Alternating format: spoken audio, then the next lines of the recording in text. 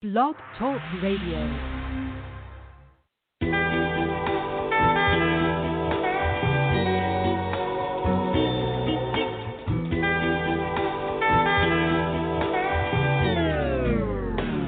Welcome everybody to the show, it's Real Talk. Panel full of open minds, giving you real thoughts. You always gonna get the realness, but y'all entitled to opinions, don't get in your feelings. To further assess, breaking it down, we bring on the experts. Scroll through our history, here's some of our experts. May of 2013 marks the beginning, passion and dedication, that was the engine. Shouts to Grip for producing the track, pitched him the recipe, and he came up with crack. Back to this real talk, you should really check us out, providing voices for the people, this is what we bout. Bringing skilled and talented guests on from different places, all are welcome, different views, different races. If the topic's intriguing, we on it, it's Real Talk Radio, the best ones doing it.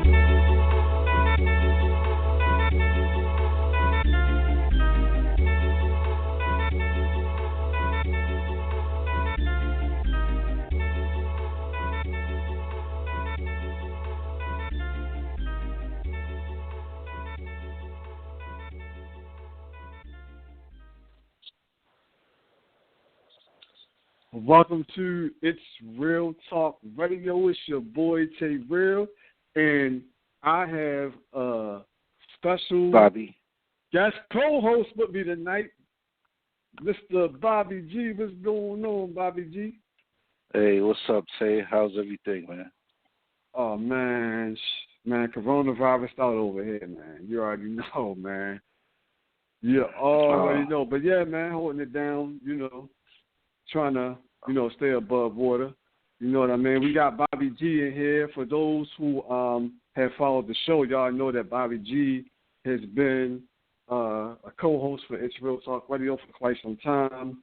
And then, all of the other real life stuff came into play and all this stuff, and then stopped, airing for quite a while. And, just recently did some shows, and now we're doing this. Having this discussion, and Bobby G said when I called Bobby G today, and I didn't even know if I was going to get an answer. How long has it been since we talked? Probably like a year.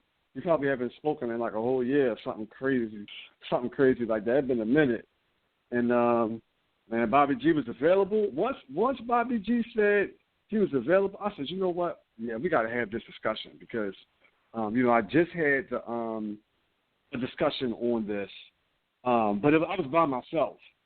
And now, to know that I had somebody else to discuss it with, along with Michel from, matter of fact, let me just bring her in. Let me just get her in. I ain't going to leave her waiting, man. Hey, Michel. Hi, how are you? Hey, what's going on, Michel? Can you hear me well? Oh, yeah, definitely. You sound crisp. Cool. How you doing, Michelle? Hi, I'm doing good, Bobby G. How are you? I'm good. How's everything out in Reckless. Let's get into it. It's crazy here too. Before we dive in, let's let the listeners, that's Michelle from wait, I feel like I'm about to mess it up. Okay, it's not in front of me right now. Yeah, you do it. Okay. So my name is Michelle. I was the host, one of the hosts of the show called Between Us Girls, the podcast. And last year that show ended, so I decided to take the podcast and turn it to a network or a podcasting platform. And what my real hope is that I can share other people's messages with my audience. But so far, I'm just sharing my own message with my audience. So I have a few shows I'm working on the platform. But, yeah, it's still all love and just like it was, just girl talk and wine and real talk and whatever. Right. And I know it's been a minute since we, because, Michelle was a guest back on the show, but I got to go through the archives. That was like years ago. I don't know if that was like 2016 or 20. I don't know. It was years. It was some years back. It's in the archives. People can go listen to it. We had you on, and you were your co-host partners on what's your partner's name? What was her name? Danielle. Right. I think it was y'all too. It Yeah, it was me and Danielle. We had interviewed y'all. We had a great conversation. Go check that show out. It's in the archives. And yeah, man. With that said, we got some important stuff to talk about. And I reached out to Michel today. Let me just share this real quick. I reached out to Michel, and threw out the idea, would she be willing to come on and talk about this, because Michelle is a Houston native and she can give the perspective of all this coronavirus stuff that's going on from the Houston perspective. Bobby G is a New Yorker. You can tell. You can't miss a New Yorker's accent. You can tell as soon as you hear him talk, And everybody knows you have to be living under a rock to not know that New York is a hot zone, and New York is on like a complete shutdown. It's crazy. So you're getting the New York perspective, you're getting the Houston, Texas perspective. I live in Baltimore, so you're getting the Baltimore, Maryland perspective, So we all live in like major cities, you know what I mean? And we can all give you some insight on what's going on and how this stuff is affecting our lives, And with that said, man, yeah, let's start off with Michelle, ladies first, man. What's going on in Houston, man? What's the scene like out there? What it's like out there? Well, I'll say that the traffic is definitely dwindled. I mean, because that's like a major problem for us. It's like anytime you want to go somewhere, it's going to take you at least an hour during peak traffic time. Now it's like 25, 30 minutes, of course. Because I live about 40 minutes from the medical center, which is where I work. So it usually takes me like an hour and a half, 2 hours to get to work and to go home, but it's not been that way. But people are still out and about in some areas. Like there's certain restaurants that are still open, but last week there was supposed to be like some ordinance that shut everything down. It's just crazy because it's like some people are taking the side of, oh, we're probably okay. We're just going to wash our hands and wear a mask or whatever and still go out and do whatever we do. And the other people are like hunkering down, don't ever go outside. So it's just really weird. It's like people are polar opposites. Like either you're psycho about staying inside or you don't care,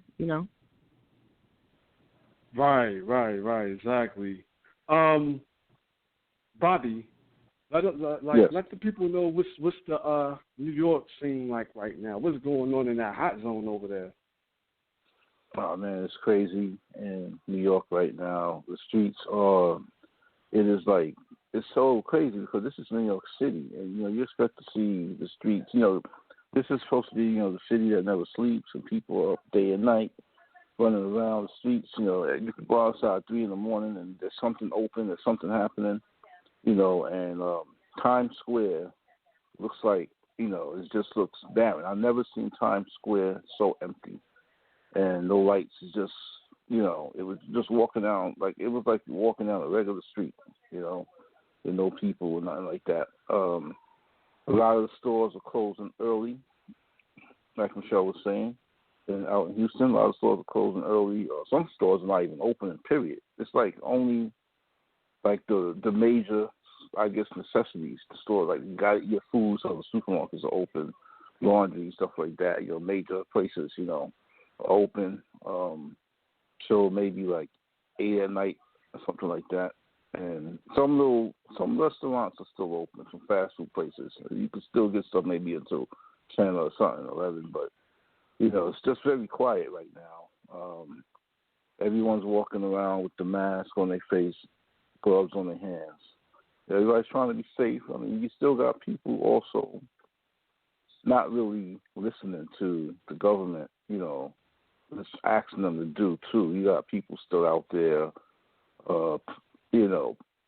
they you're supposed to be 6 feet from each other, that social distancing. And people are still, playing basketball. People was having in Florida, people was having what's that, spring break, party on the beach and all that. And some people are just not, adhering to the rules and stuff for what people, so I just pray for them. I hope that everyone is safe. But, the government, is putting down these rules and regulations for your own good. So, hopefully people will abide by it, and so they can be safe, because a lot of people they're not taking it seriously, you know, and people are getting sick at an alarming rate, dying at even more alarming rate, you know. So, you know, it's crazy right now. So, but I'm trying to obey. I go out when I have to. I'm in the house, you know, watching TV, cable, or whatever. You know, they show a lot of, you know, that's another thing on this too, the sports. You know, the live sports, but they are showing the repeats now, like old games, old videos and stuff. You can watch the old games and stuff. So I don't know if you know been watching, but you can see some of the old basketball games, old baseball games, whatever you watch. They're showing old videos. Like today, they were showing Michael Jordan and the Bulls against the New York Knicks. So, you know, so stuff like that. You know, just trying to pass the time. You know, and hopefully this thing will blow by. You know, so. Yeah. And well, I mean, here in B-More, man, I feel like B-More is kind of like a smaller New York in a way. We got our own style, our own accent, our own little kind of way, but we get you know, a lot of us came up off of like that whole New York vibe. A lot of New Yorkers, you know, end up coming down here and vice versa. People from here go out to New York. And, you know, it's like, man, it's crazy because people are like, similar to what you were saying, like people are just chilling, just like, you know, hanging out. Like I go to my mom's house, people on the block just chilling, hanging. I mean, don't get me wrong. It's not everywhere. It is a different feeling now as opposed to how it is normally, especially with the weather breaking here in Maryland. Like the weather has been breaking. Like the weather's been getting better. We've been getting like 68-degree days and stuff. We had some 70-degree days. And ever since this whole nationwide addressing of the coronavirus has happened, like there has been a difference for sure, definitely. Like when you go to the store, you see people with their mask on, but you don't see like a lot of people with masks on, but you do see people. Like you'll see more people with masks on than you've ever seen at one time. So, you know, you have some people that are like taking it serious. Of course, you're going to have other people that are just like, they just kind of just want to do their own thing and just like, whatever, I ain't trying to hear that. Like, for instance, right, I was leaving my mom's house one day, and there's a neighbor on the block, and it was my son's birthday. And he was like, well, how's your son been? I'm like, oh, he's good. Today's his birthday. And he was like, oh, where he at? I'm like, he's in the car. And he's like, oh, okay, well, let me, I got some money for him. Yeah. I'm like, all right, thanks. And he's like, let me go, you know, say something to him. I'm like, no, we doing our social distance thing right now. We're not really like, you know, interacting with people like that. And he had this look on his face like he was like taking that, like, oh, you feeding into this whole coronavirus conspiracy thing. He was like, that's like some white people stuff. I'm like, dude, you tripping.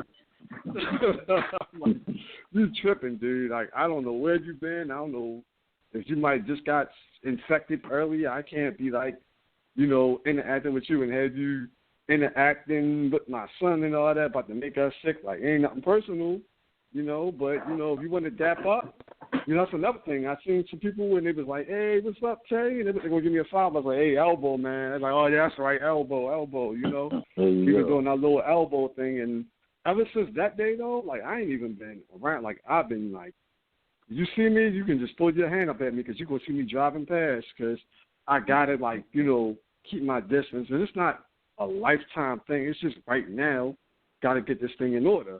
You know what I mean? And people got to know that it's not personal. I think it's almost like selfish to take it personal. You know what I mean? But some people have been listening, but, you know, I'm sure it's the same thing in Houston. You know, like you got people that's listening, and you got people that's like, man, whatever. You don't get that everywhere, you know? Exactly. Well, that's like the thing. It's like, it's so extreme. Like today I seen a man outside of Kroger spraying his hands down when he was already wearing gloves. But he was spraying his hands with something he had, probably sanitizer or something. But he didn't have a mask on. And I'm like, I heard also that it's just like breathing. Like you could be just walking past somebody and breathe it in. So, like, I think there's just so many different things coming out about it. Nobody really knows anything about it except for what they're telling us. So it's like, okay, I work at a hospital. Excuse me. You do. And so, right. Shout out to you. Yeah, I do. And even though Yeah, I mean, my job really is to buy. I'm the buyer. I'm the senior buyer for the main OR at the hospital. So my job is just to buy the equipment and, implants and things like that to make sure that the cases are still taking place. But the caseload has been reduced significantly. And I'm still having to go 2 times a week, I guess, just to keep up some normalcy for the people that I support. But I'm like, bro, they don't need me up here. And I told them people that if I get sick or one of my kids get sick fucking around the hospital, I'm going to sue. That's what I said. Right. But when we get there, they have you and it's so whack. You walk up, you already been outside where everybody else is. They scan your ear to check your temperature, and then they have you hand sanitize your hands and go to your office. Come on now. Yeah. That's not. I mean, we got people coming in who are legit sick, and those are the precautions that they're taking. I'm like, y'all need to have a sprayer spraying the air or something like some Lysol or something, right? They just making you take hand sanitizer. Yep. Because the other day I took my daughter to the doctor's appointment, and before he was even able to, as soon as we walked in, they had everybody lined up and they had to take hand sanitizer. You had to, they have it on the wall. They made sure everyone took it.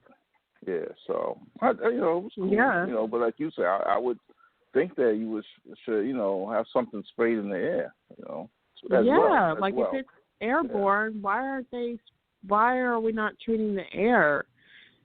Mm-hmm. I'm just perplexed by the whole thing because I'm like, what is the truth of it? Mm-hmm. How does it really spread? Exactly, because they say if it drops on metal surfaces, it can live for at least 12 hours. It will live for at least 12 hours.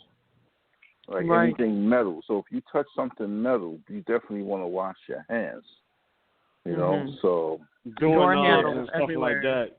Right. If you live in an apartment, that means you got all those people that live inside your building touching that knob. What I do, I'll let y'all know what I'm doing right now. And some people might look at me and think I'm paranoid, but I don't care. Because I got to look out for me. You know what I mean? And exactly. So what I'm doing right now is I have wipes, like baby wipes. I'll take a baby. If I know I got to go out, if I know I got to leave out, I'll take a baby wipe. And I'll, when I know I got to open the door, like the actual use that door, that everybody else got to touch, I use the wipe. The baby wipe. I use the wipe just for the knob, because everybody else, it's actually a handle. But because other people have to touch it, you just don't know. Mm-hmm. And you hear about how many more people, day by day, is growing and growing. Like in Baltimore, we had 500. First we had 100.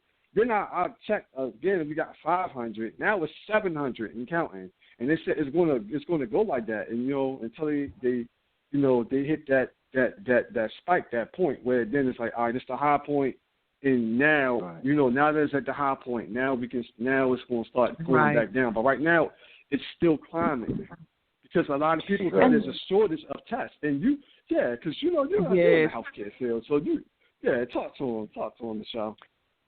Yeah, I mean, there are a shortage of tests.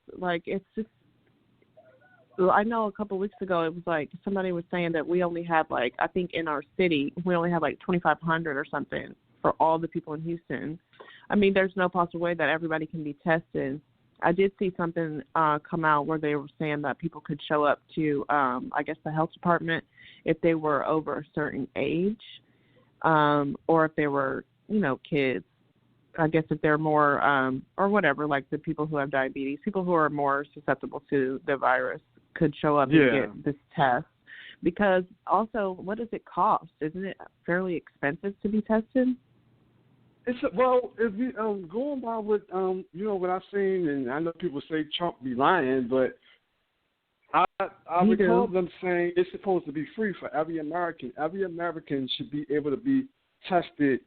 I want to say treated too for free, but definitely tested for free. I want to say tested and treated for free, and that's only right if you think about it. How are you going to charge people for this damn virus, to be treated by this virus that didn't even start in America? We all know where it originated from. Yeah. No, we all know where it originated and I mean, from. It's not right. I guess my thing is that why wait so long to implement some kind of protective measures?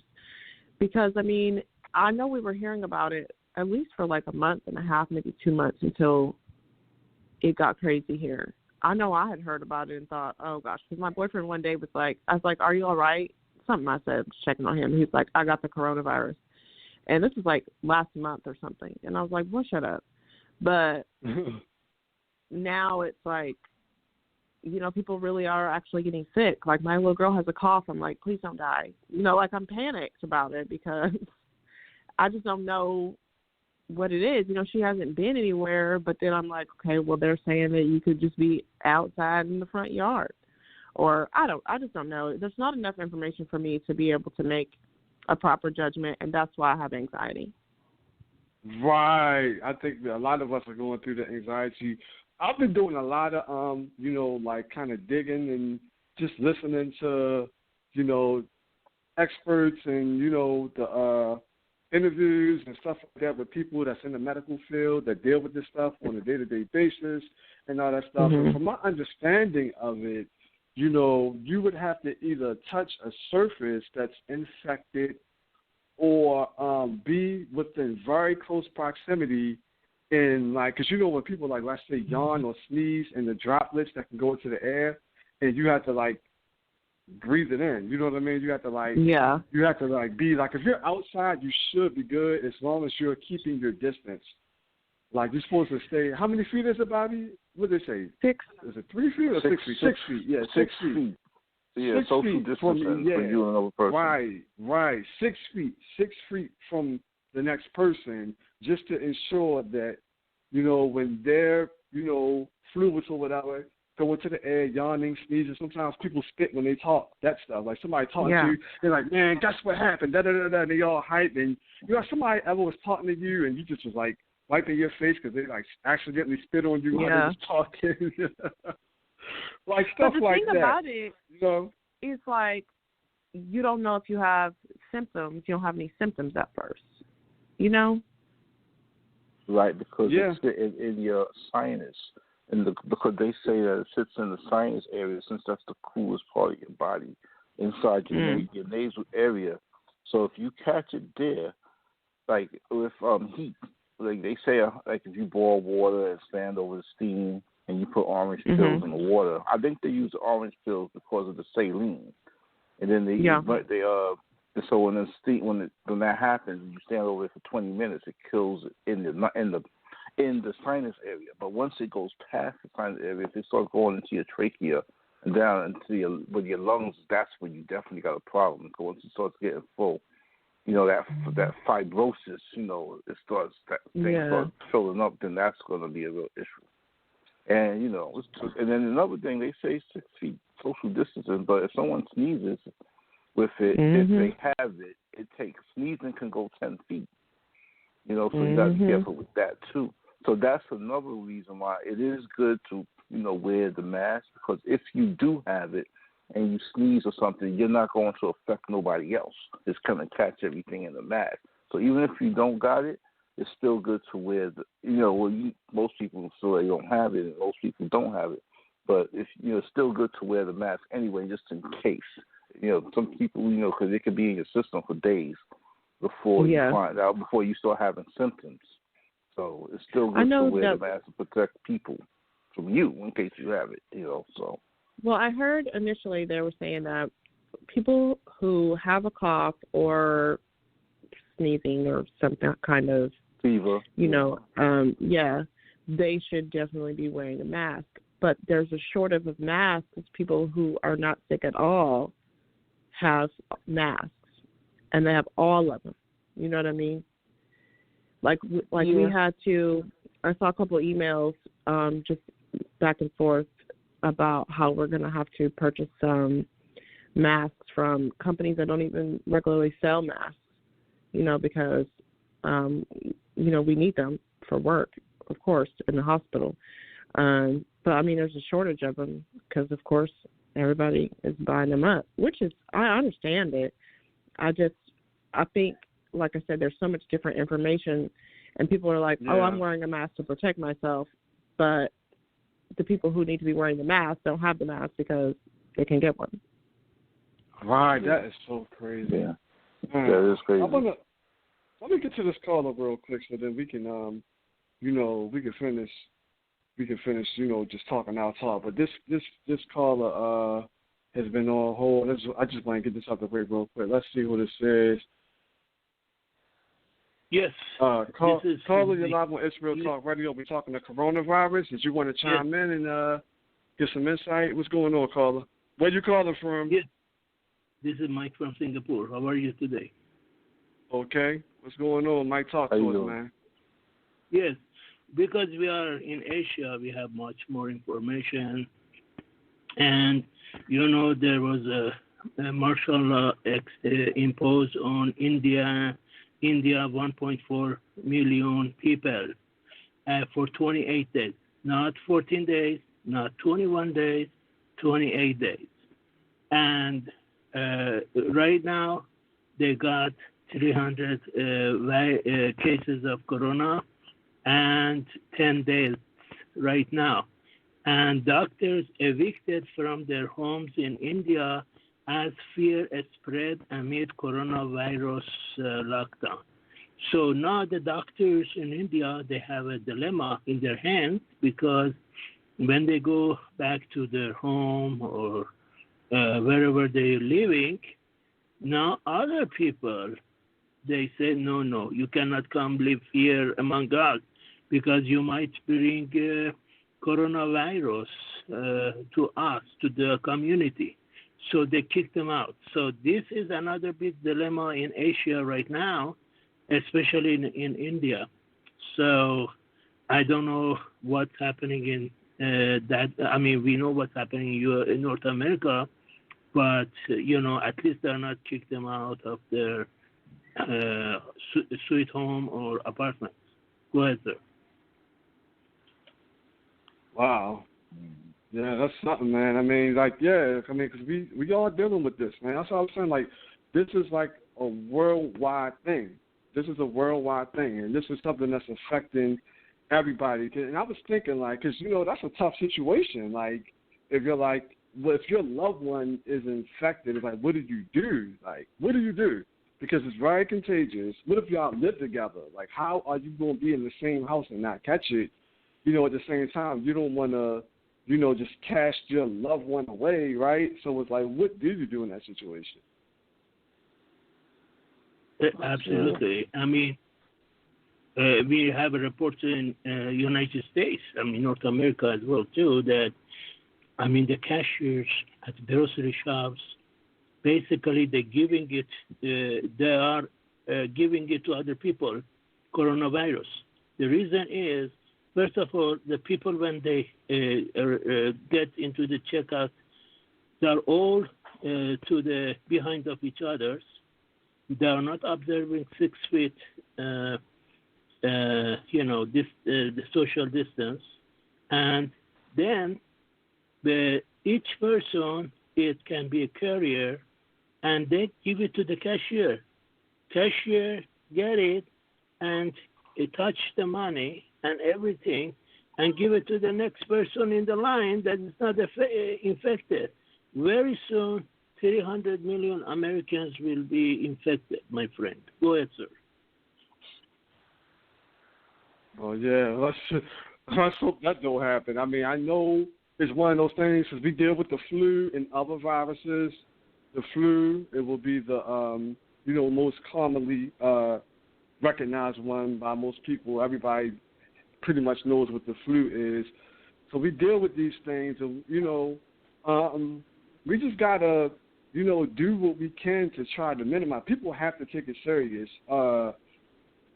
They got to take it serious because it's a big deal. It's not something you could just blow off. People have died from it. More people will die from it. It's not nothing to second guess. It's real. It's not fake. It's not a hoax. This is really happening. So, Carla, anything else you wanted to add? You had some, enlightening things.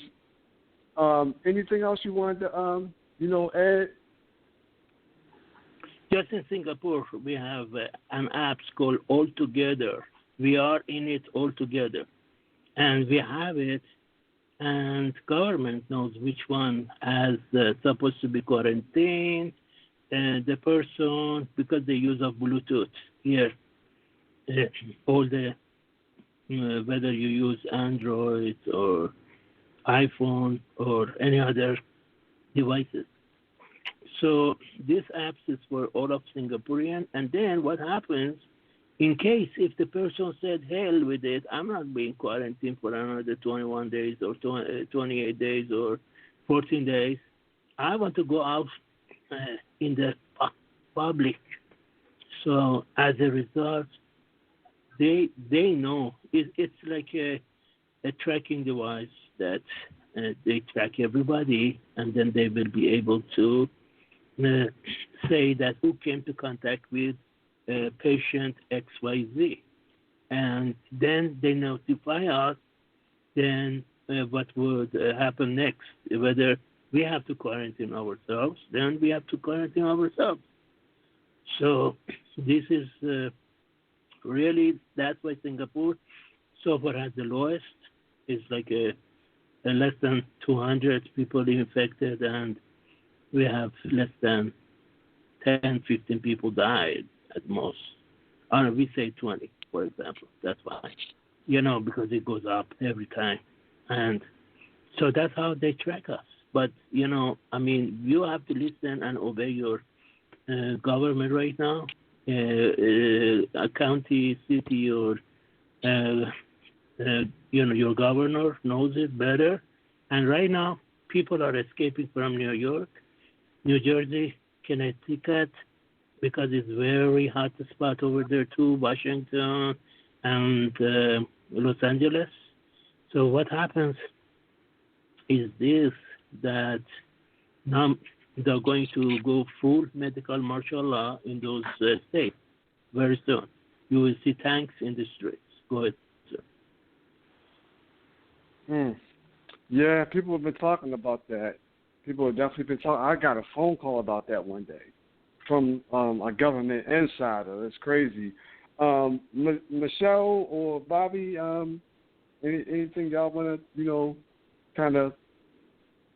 kind of ask or chime in with before we, let the show you want to say anything, Michelle?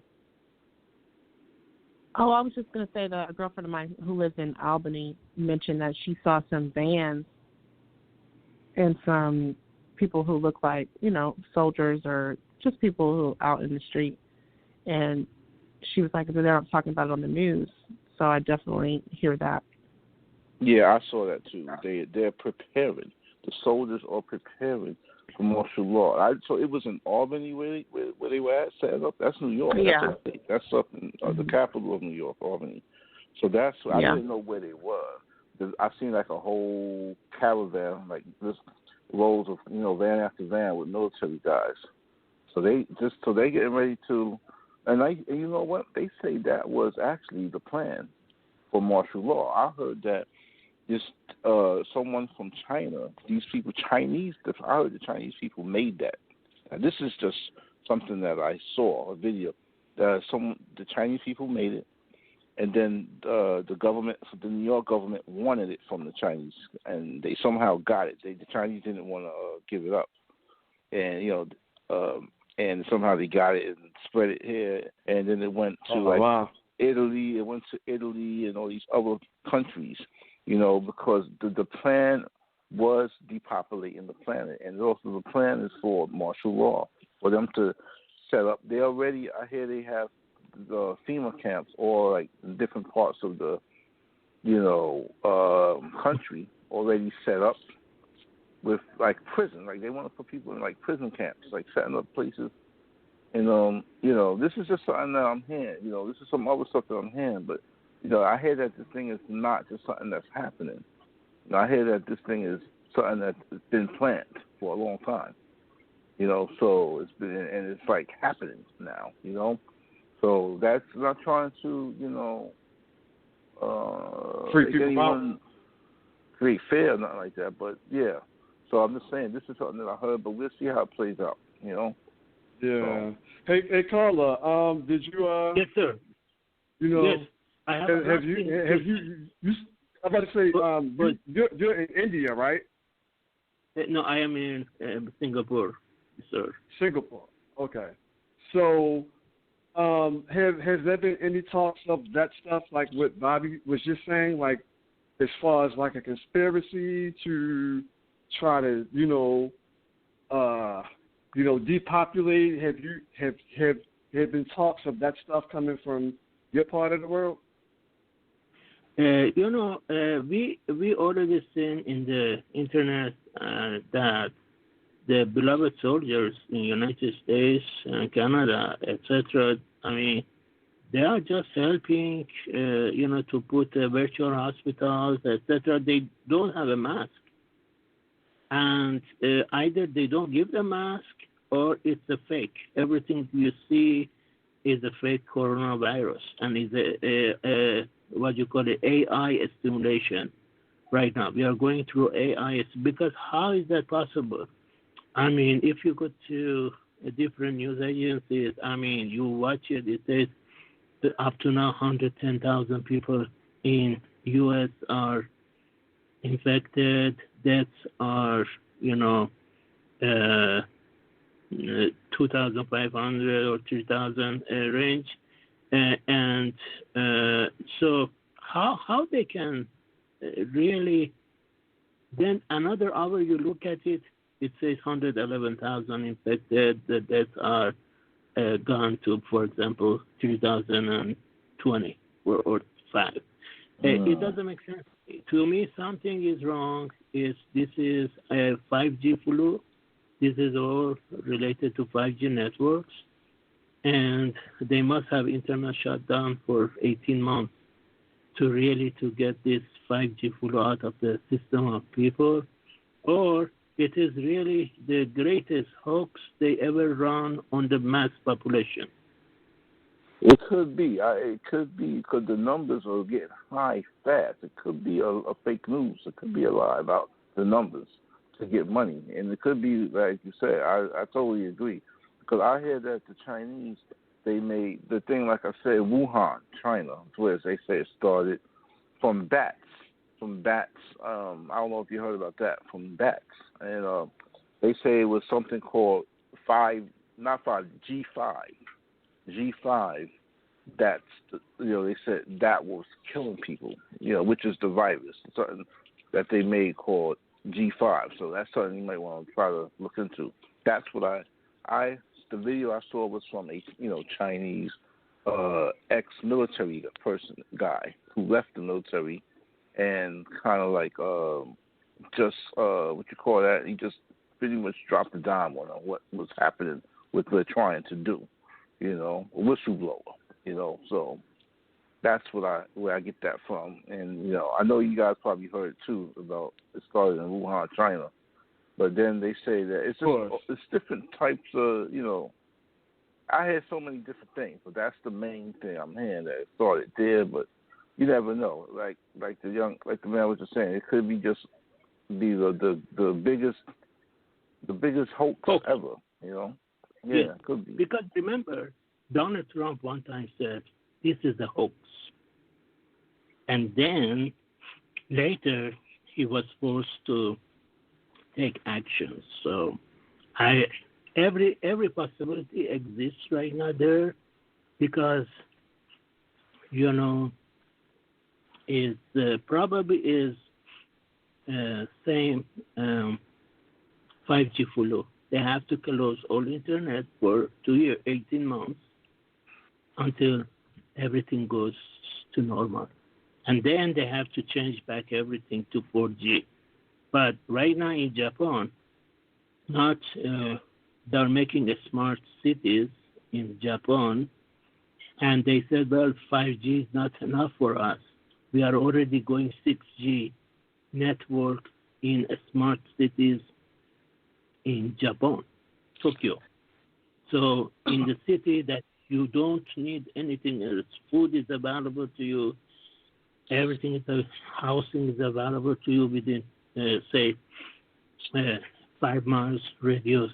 They're all smart. You can go drive anywhere you want, the taxi comes to yours, and it's self-driving taxis, and pretty much everything in your home soon will be run by 6G in Japan, that part of the smart cities. So again, God help them.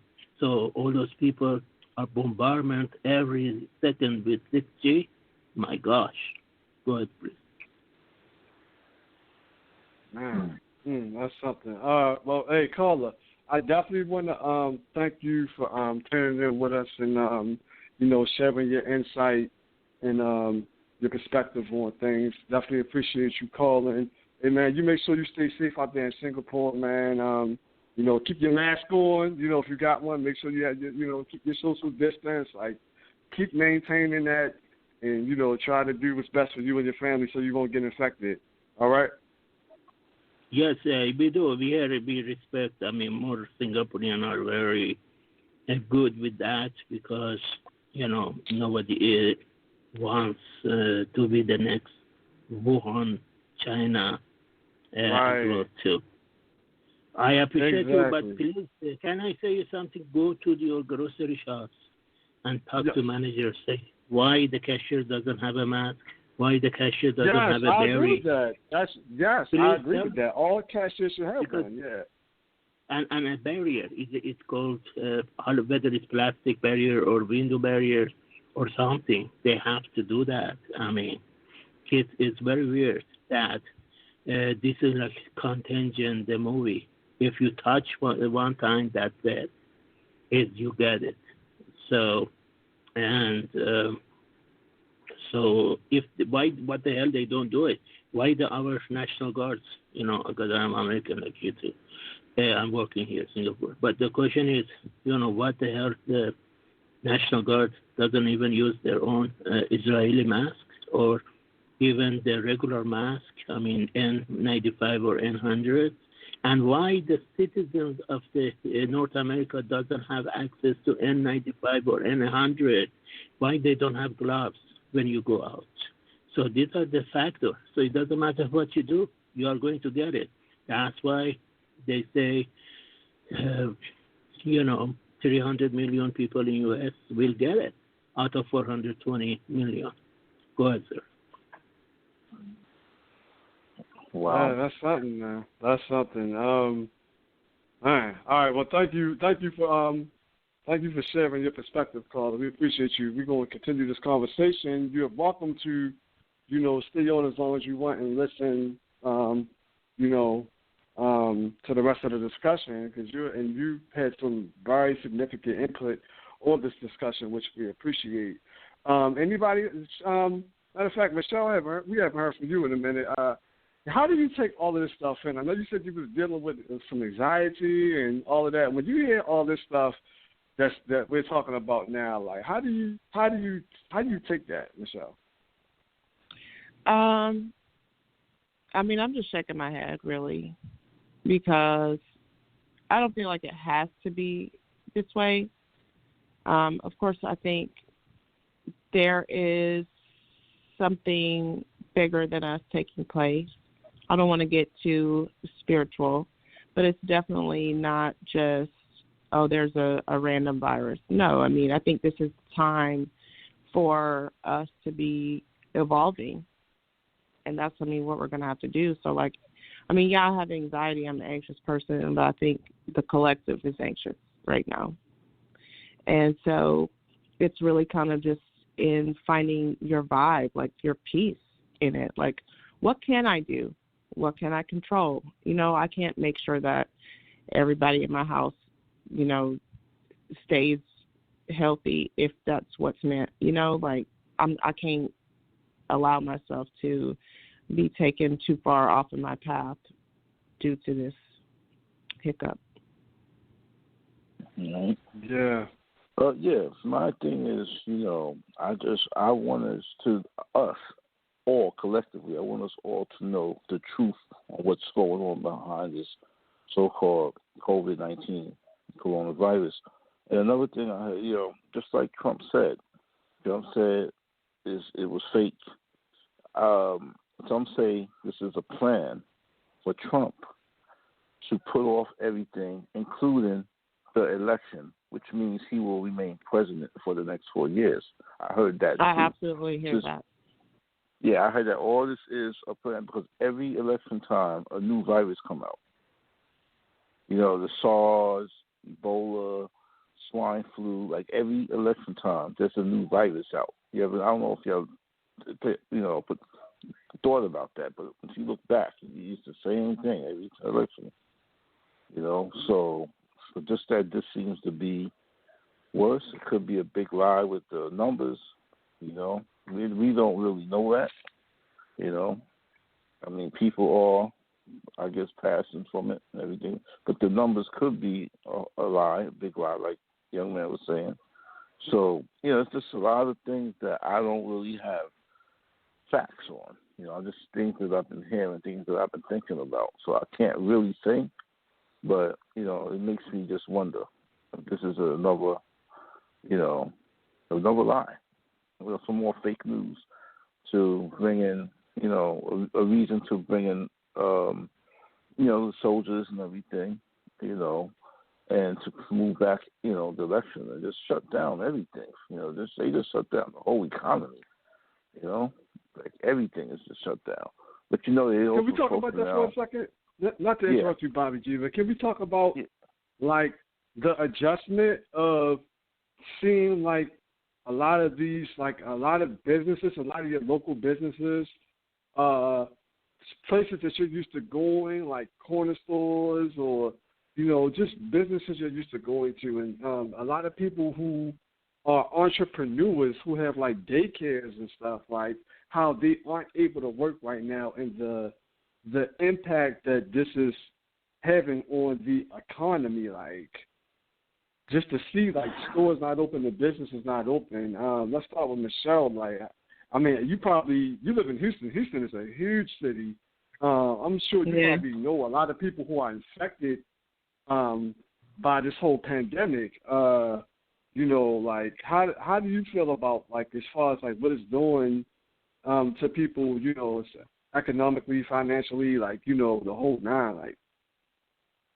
Well, I'll say that I know a lot of people who have had to close, like, daycares, hairdressers, barbers, that kind of thing.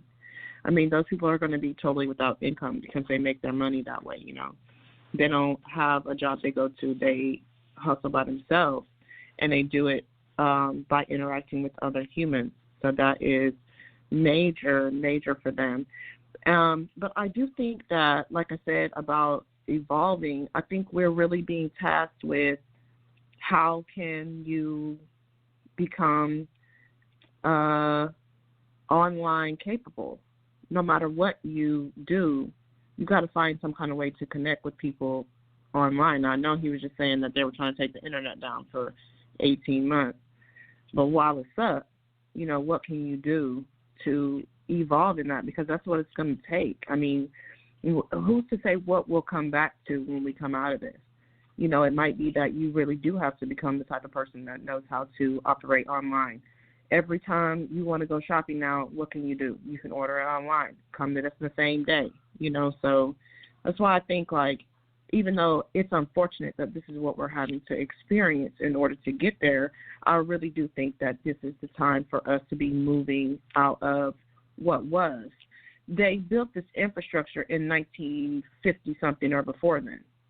Like, how long is it supposed to continue to go? I mean, at some point it does have to evolve, just like with anything, right? Yes, I totally agree. Yeah, totally. So Michelle, like, you think this is like, you feel like this is a divine thing? Yes, I absolutely do. And I'll say it because when I started my consulting business last year, I kept saying, and I had been saying to Danielle and Sharonda for maybe a year, I kept telling them, we're not going to work in 2020. We're not going to work in 2020. And I don't know why I kept saying it. I guess I thought I was going to be rich from the podcast, right? But I kept saying, we're not going to work in 2020. Watch what I tell you. And then sure enough, here we are. We're not at work. So it's got to be something bigger than just the virus. I mean, it was already, everything that we experience is already taking place. You know what I'm saying? We're just catching up to it. So I definitely think that the people who came before, I mean, there's so many people, psychics and mediums, who predicted this moment in 2020. So, like, we can't take away from that in saying, well, it's just a virus that came out. No, like, it is part of the divine plan. So now we're sitting here with nothing to do, but we have so much to do in that we can take this time to reconnect with ourselves. Whoever it was they told you that you couldn't be because you needed to go to school, go to work, tap dance and perform for them, you have the opportunity to be that now, to come into your purpose and your order, what you're supposed to be doing. So, like, even though this is really uncomfortable, it's supposed to be. You know what I'm saying?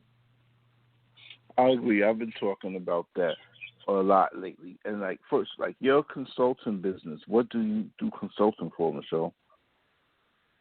So usually it's creatives come to me with a problem or something maybe they sort of can't figure out. Like, let's say you want to take your business online. You're not sure what kind of products you should use, or, you know, maybe it's something small. Yeah, so, like, you come to me, we sit like down and... it's to bring your business online.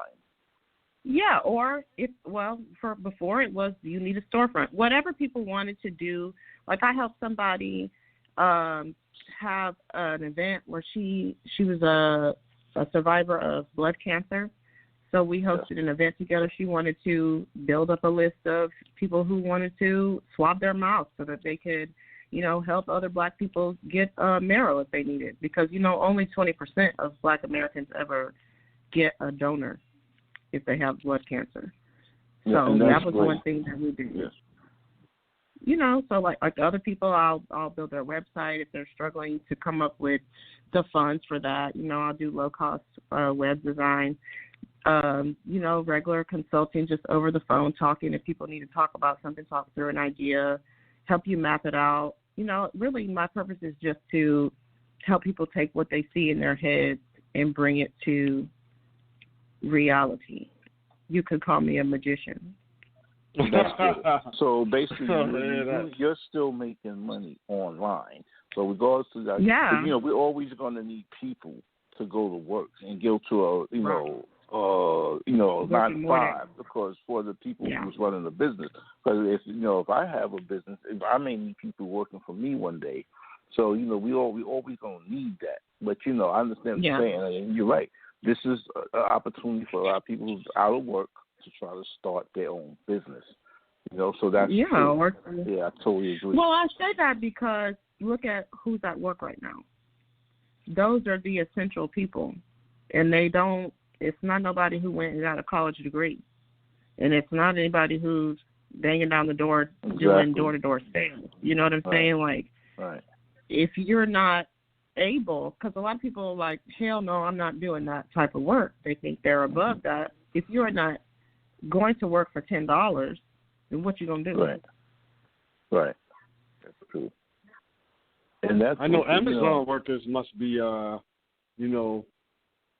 pretty. They have to be out feeling there. Good, glad that they work for Amazon, because they've been actually taking on more people. I heard they're paying people even more, $2 more an hour than what they normally start you out with. And they're getting more traffic than ever because people are home. People need things. Some people don't even want to go to the store. Amazon is cleaning up right now. Sold out of stuff, you know. So people are home right now. And I'm gonna tell you another thing. This, like, you see how everybody's buying up hand sanitizers and masks and stuff. Soulja Boy, the rapper Soulja Boy, he went and invested in a hand sanitizer company. You know, you got people. Yeah, it's very smart, so he can get paid. Everybody's buying it. I was listening to Brother Polite the other day. He invested in a toilet paper company. Toilet paper. It's very easy. He went to the company. Yeah, stuff that's making money. Little things like that you don't think about, man. You gotta, things, the everyday things that we use and we don't really pay no mind. There's something to think about, because you could be making money. And another thing is this: a lot of people don't. That's real. A lot of people don't have 3 months of money in case of situations like this to take care of bills. You know what I'm saying? A lot of us don't have 3 months of money to cover the rent and bills and food and all that stuff. You know, they say you're supposed to have that type of thing, like 3 months or maybe a little more. You know what I'm saying? Of finances, you know. But the government, let's just face it, the government wants to be our daddies. They want to be our baby mothers and fathers. They want to be our pimps. And see, the thing is, you know, that's the thing. The government wants us to rely on them for everything. That's why now they want to offer people a stimulus check, $1,200, and all this stuff. They want, you know, bring it. They just, everything is like, they just want you to totally rely on them. I'm not knocking it, you know what I'm saying? Like, you know, I'm not knocking, like, you know, if someone works for the government, or you just have to, you know, you have to do what you got to do for the time being. But, you know, it definitely is good eventually to try to move on and get your own thing on, like starting your business like Michel did. You know, so let's talk about that for a second, the whole stimulus check thing. How do y'all feel about that? Let's start with Michel. How do you feel about that? Is that something you're looking forward to? Like, I need that, you know, like as a working class citizen yourself. Like, how do you feel about, like, the whole stimulus check thing? You think, like, did you give the Trump administration credit for even coming up with that? Did you think that's the least they could do? Like, how do you feel about it? Listen, okay, like 3 weeks ago, like before people even, because I don't watch the news, like before people were even talking about that, I went to my desk and I was like, just considering the trauma of this whole experience. And I was like, they're going to give us some kind of stimulus check. And then the next week they were like, oh, well, he's talking about giving us a check.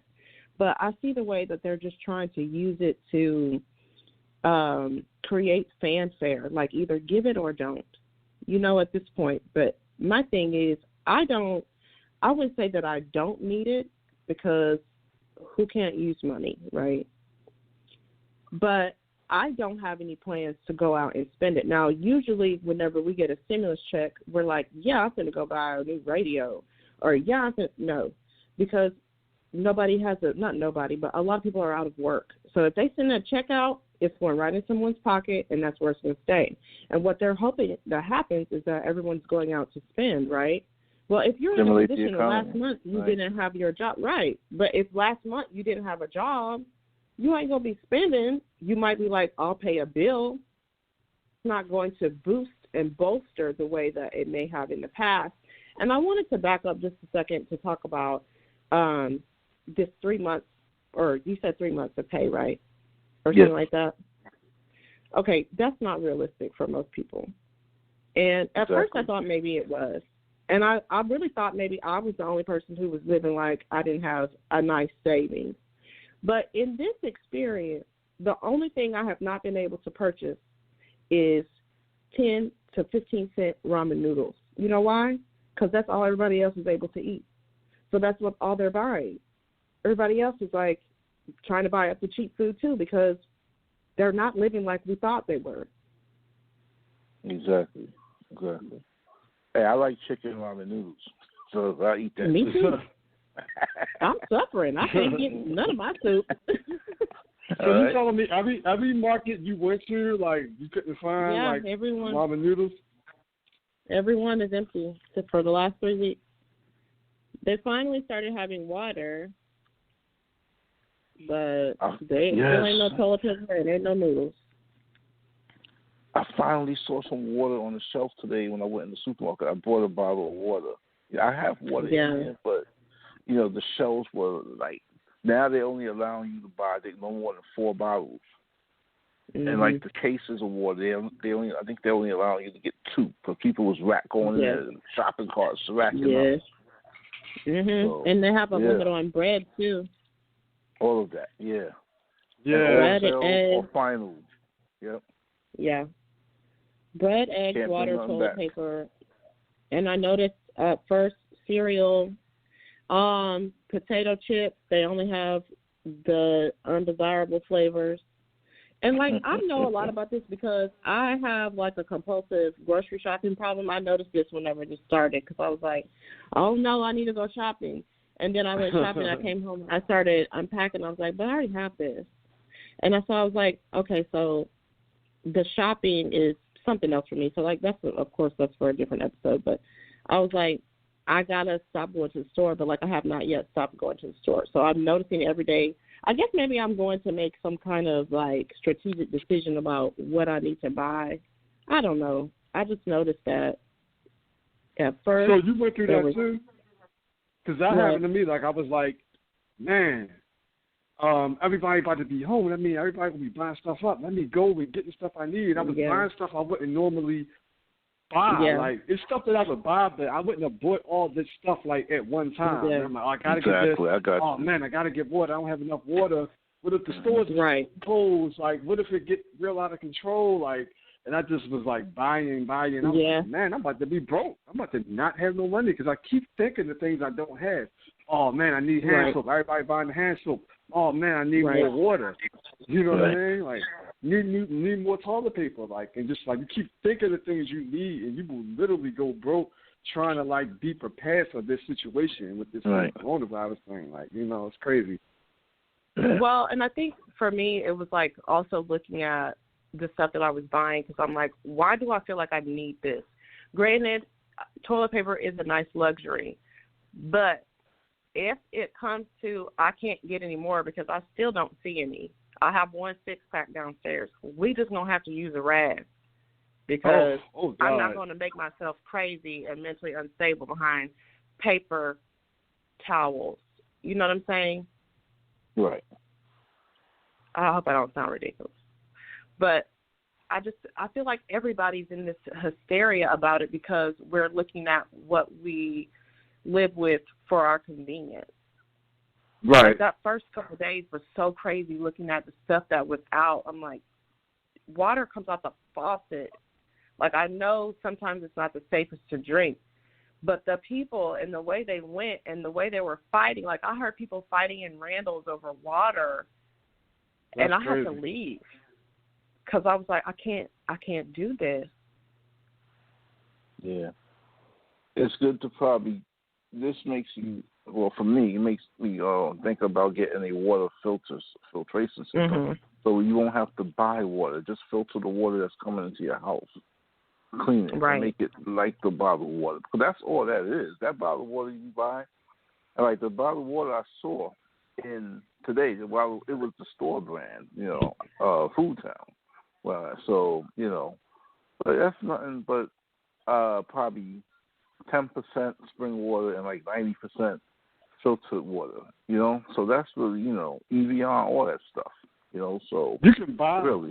You can, go ahead, Bobby. Go ahead. Yeah. You can get a filter. Go to Walmart and buy. I was just about to say that, Yeah, and buy one of those filtration systems they got the ones that you can hook it up to your kitchen sink. If you got a house, they even got the ones where you can put it in the basement, like the water line coming in, to your house, period. Yeah, they have all that. They have the ones where you fill up a pitcher and put it in your refrigerator. Yeah, they have that. Bobby, that's what I thought about investing in at first. Yeah, that's a good investment. That's what I think. I think that's a very good investment. After a while, people are going to be like, well, it might be tough to get, because they have them limited. Like, if you have a family of 6 or 8, you got to go to like 5 stores to get all the water y'all need for the week. Yeah, because most stores are only allowing you to get either 1 or 2. Right. When I went to the store, Walmart was gone. Like, I couldn't believe I'm not dropped to the floor. This was like the first or second day that this was like the first few days of the whole announcement thing of shutting everything to schools and all that stuff. Right. And I went to Walmart, and the whole aisle was, and this was a super Walmart, the one that's like the Market plus Walmart. I got and you. Yeah. The whole aisle was wiped out of water. I was like, I couldn't believe I'd never seen that before. I was like, wow. Whole aisle gone. That was the hardest part for me, was just seeing everything empty. Like, just like you were saying, Bobby, about the streets. It's like that's what kind of jars you, is the seeing the change in the normal behavior, Yeah. Yeah, I never saw Times Square look like that. Empty. It's usually full with tourists and people that, work around there, people from the, the 5 boroughs or whatever. But it's always packed. It's always, unless it's like super late at night, early in the morning. Even then, I seen more people then than I saw, see lately, Yeah. So walking around out there, that's just wow. That's just Never such seen a that busy before. place. Yeah, all the time. It's such a busy place. Like, that would be the worst place to be with. Oof. I mean, I know it's hard for you to see it like that, but man, that is for y'all's own good. It is. Sure. Yeah, there you go. That's what I say. It's for our own good. And that's what people, if this thing is really real, if it's true like that, then it's for our own good. Right. So it's good that to see people staying off the street. Yeah, so like good. I think my daughter is 7, and she wanted to go to the park last week, and we drove over there. I was humoring her because I knew it was going to be closed. They have like tape around the playground thing, and she was like, "This is tape around the playground at the park." Yeah. Oh yeah. Like, wow. I didn't know they were doing that. That's crazy. Oh, yeah. I mean, it's understandable, but it's like, wow. Yeah. She was sick about it. Yeah. No, keep it going. You're fine. Yeah, what they've done out here, they had unscrewed. They took out basketball courts, the rim, because the guys were still playing basketball. They had to. literally People are not listening. Yeah. Right, they're not listening. Right, and then eventually they started closing the whole park down together. Yeah, so yeah. Because all that social gathering stuff is really going to just help spread even more. It's going to spread even more. It's going to be just like that caller said, the whole America infected. If people don't chill back, like that's a serious thing. Like we have to distance ourselves. It makes sense if you really think about it. It's easily, they said it's, I think, 10 times more contagious than the flu. And we know how contagious the flu is. So imagine that. And there are some people who die. People with underlying health conditions and elderly people with compromised immune systems can and will die. So just because you're healthy, that's cool for you, but what about your mother? What about your grandmother, your great aunt? Your elder people in your family that you're around and stuff. Someone what about who your sick brother? Asthma. Exactly. Yes, and you like pass that infection on to them. You can't just ignore that. Yeah, if somebody got asthma, they already have breathing issues. So imagine that, and then getting this COVID-19, coronavirus. That's going to be twice as much issues with breathing. So and I think most of the people, like the flu, like when the flu kills people, a lot of people end up getting influenza, which we know. I mean, no, influenza is the flu. A lot of people end up getting pneumonia, and then they end up dying. There you go, pneumonia. They develop pneumonia and die. You know what I mean? Right. Yeah, man. It's serious. One thing about pneumonia, now that you brought it up, is that I saw that somebody passed away last week. I guess it was a New Orleans DJ. Did anybody hear about that?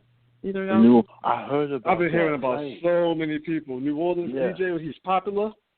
Right. He was kind of popular. DJ. He actually has the same name as another guy that worked with some celebrities or something. But the thing about it was he went in because he was ill. They told him he had pneumonia. He passed away. Of course, he had COVID-19. So that's another thing, is that there's a lot of people who are getting misdiagnosed. That's not good. Doctors be misdiagnosed people. They should get sued for that. Not knowing what they talking about. Oh, it's gonna be a lot of people end up at the courthouse. Oh, lawsuits all over the place. Yeah, they're coming. Yeah, misdiagnosis. Because, people like I end said, up being fatally ill and stuff. Yep. Mm-hmm. I mean, I know I keep talking about my work situation, but like, if I'm not essential, because I really don't feel like I'm essential to be in the hospital, and if I am a carrier and I take it to my mom who's diabetic and 70 years old, and that's like why are we not thinking about that stuff? Like, just shut it down. I know it's scary. They're like, oh, we're gonna lose money. Yeah, you're gonna lose money, but save the people. Save the people. The money is already created out of thin air by these people anyway. So just save the people is my thing. That's facts, Michelle. I was thinking about that too. I'm like, money, what is money? It's value. But you can make value out of anything. we dictate, not we really the government, but I'm saying we as people, as human beings, dictate the value. The value. We just use this paper to say this is the value. This is how much value you get for this portion. We all, exactly. You know what I mean? So money is really infinite if you think about it. There's no end. It's what you make it to be. But to control people and to keep control, they have this system created to limit things so they can keep control of things. If you think about it. We are U.S. collateral. We are U.S. collateral. We born U.S. collateral. We are born because every person that's born, they figure out your lifetime how much money you are going to spend with the government. We are already collateral on the debt, the national debt, that we owe. I'm telling you, ever since the Federal Reserve came, what happened? The Great Depression, like shortly after. It's just been, and this is why Kennedy wanted to close down the Federal Reserve, and this is why they went after him. No wonder he got assassinated. Right. He wanted to shut down the Federal Reserve Bank. Right, because it's not backed by anything. Yeah, he knew about what was going to happen in the future. Of course, the debt. And she went, and another thing is this, whenever, like the United States need money, what happens? They stir up some war so they can borrow more money and with more interest from the Federal Reserve Bank, and which is not even a federal company. It's not even a federal agency. Right. It's owned by some Jewish guy, right? Yeah, it's owned by some private, to me it's owned by a bunch of monsters, but they're a bunch of gangsters, that's behind all of this stuff. Them and certain other little secret societies and certain people that's like in power, that's behind the presidency and all of that stuff. That's really right. Let me ask y'all a question. Let me ask y'all a question because there's so much to talk about, and with us having a limited amount of time, I want to touch on as much as possible. How do y'all feel about the kids now not having school? I mean, like, and the kids home driving the parents crazy. The parents can't work. The kids is climbing up the walls, just not listening. Some people got 5 or 6 kids that's all 1 to 3 years apart. And imagine what they're going through, like at home, like Michelle, you're a mom. You said you have a 7-year-old. I know you have another child too. I believe you have 2. What do you feel about the whole school situation? Your kids not being able to go to school, get their energy out their system, talk to their friends and stuff, and just being home, just bugging us. Like, what's your thoughts on it? Lord of mercy, first. Second. I'm going to need that back. So part of my desire after I started my business, because it really came out of nowhere, I was like, I got to do this,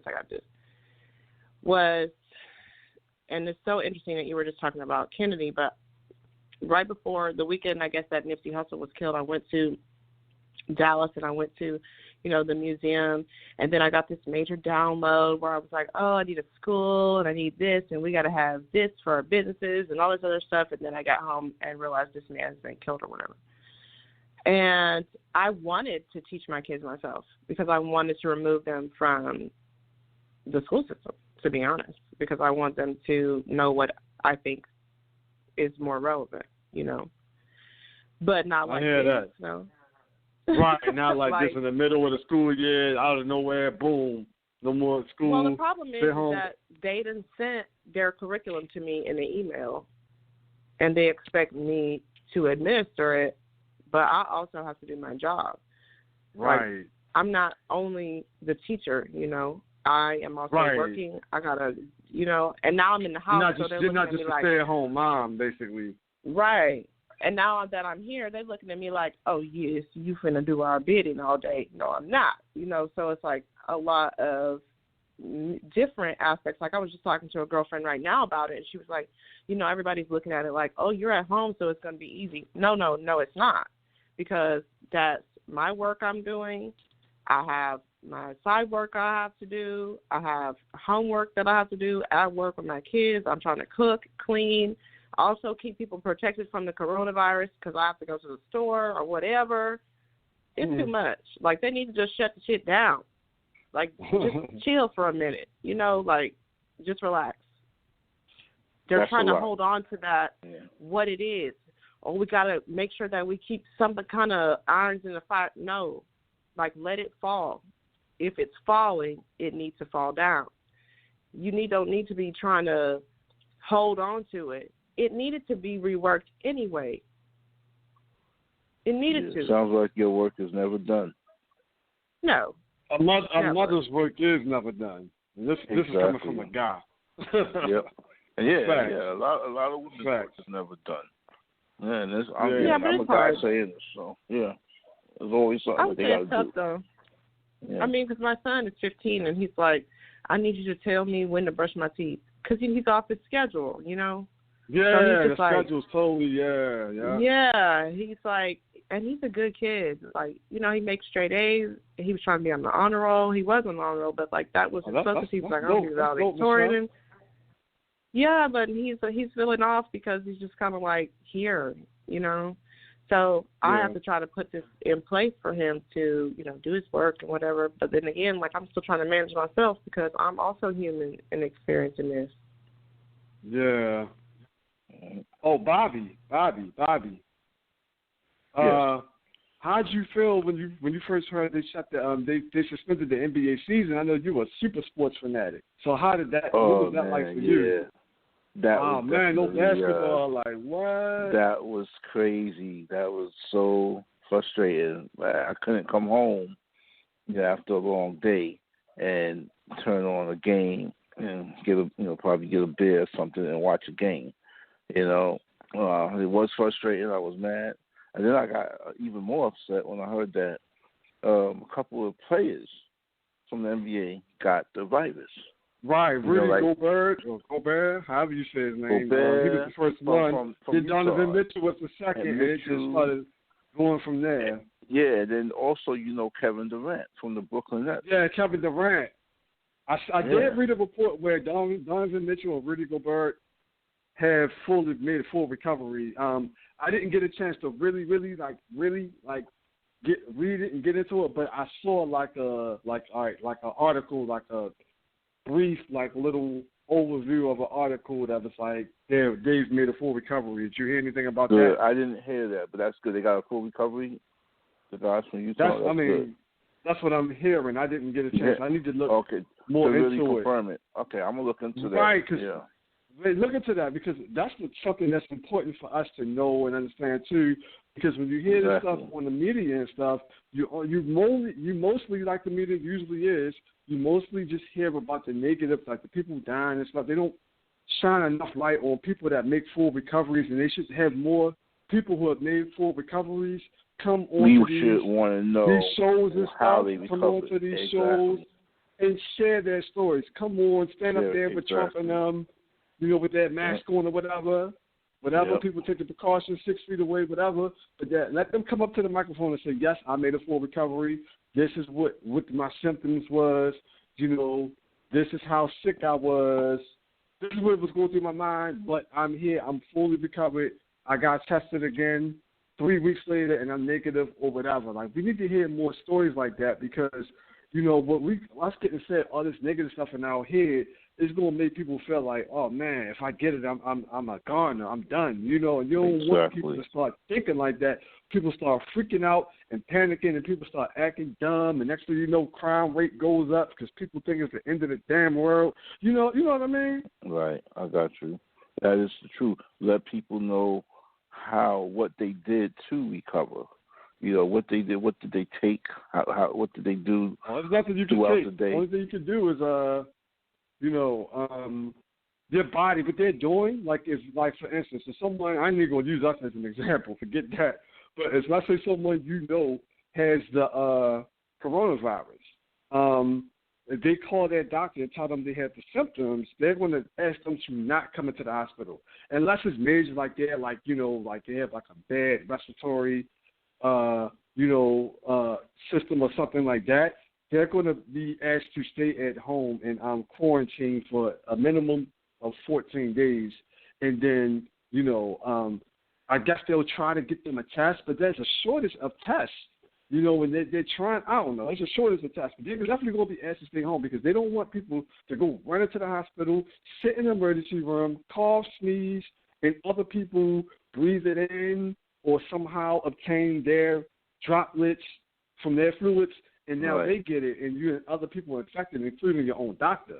So they're doing stuff like using like FaceTime and stuff like that, like video chatting to for more comfort, because it's a difference from seeing the doctor and just talking to him on the phone, and the doctor's like, okay, and they're telling you, all right, do this. How the doctor might say, all right, breathe in, breathe out, and stuff like that. When you go see them, they're going to tell them to do whatever they're going to tell them to do, and they're going to be like on video chat, and they're like, well, this is what it looks like, this is what it sounds like, this is what I'm thinking. Okay, if you're not like, okay, literally like, this could be a very serious situation for you. Like, you're not doing good at all. For the most part, they're asking people to stay at home, and the people that are like more risky, I don't even know how they're addressing that, because they still don't want you to come in and affect other people. So I don't even know what the steps they're taking to allow people to be admitted into the hospital without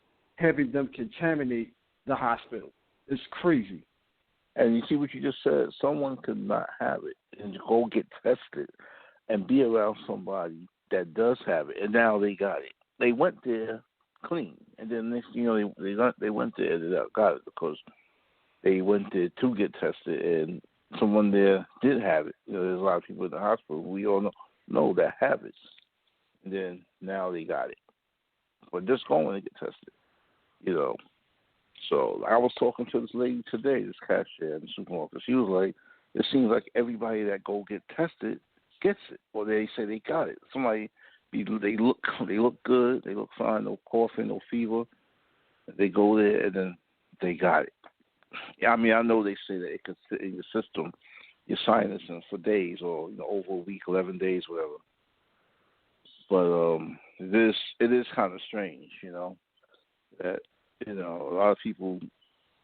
She was telling me that went to get tested, got it. Like, it seems like people going as if they're going there and the doctors is telling them, yeah, you got it. I don't know what that's all about. Of course, I don't know how true it is, but she said it's been seeming that way. Yeah, it's been seeming that way to her. So I'm like, wow, I better not. I'm fine. You feel fine. If there's nothing serious, don't get tested.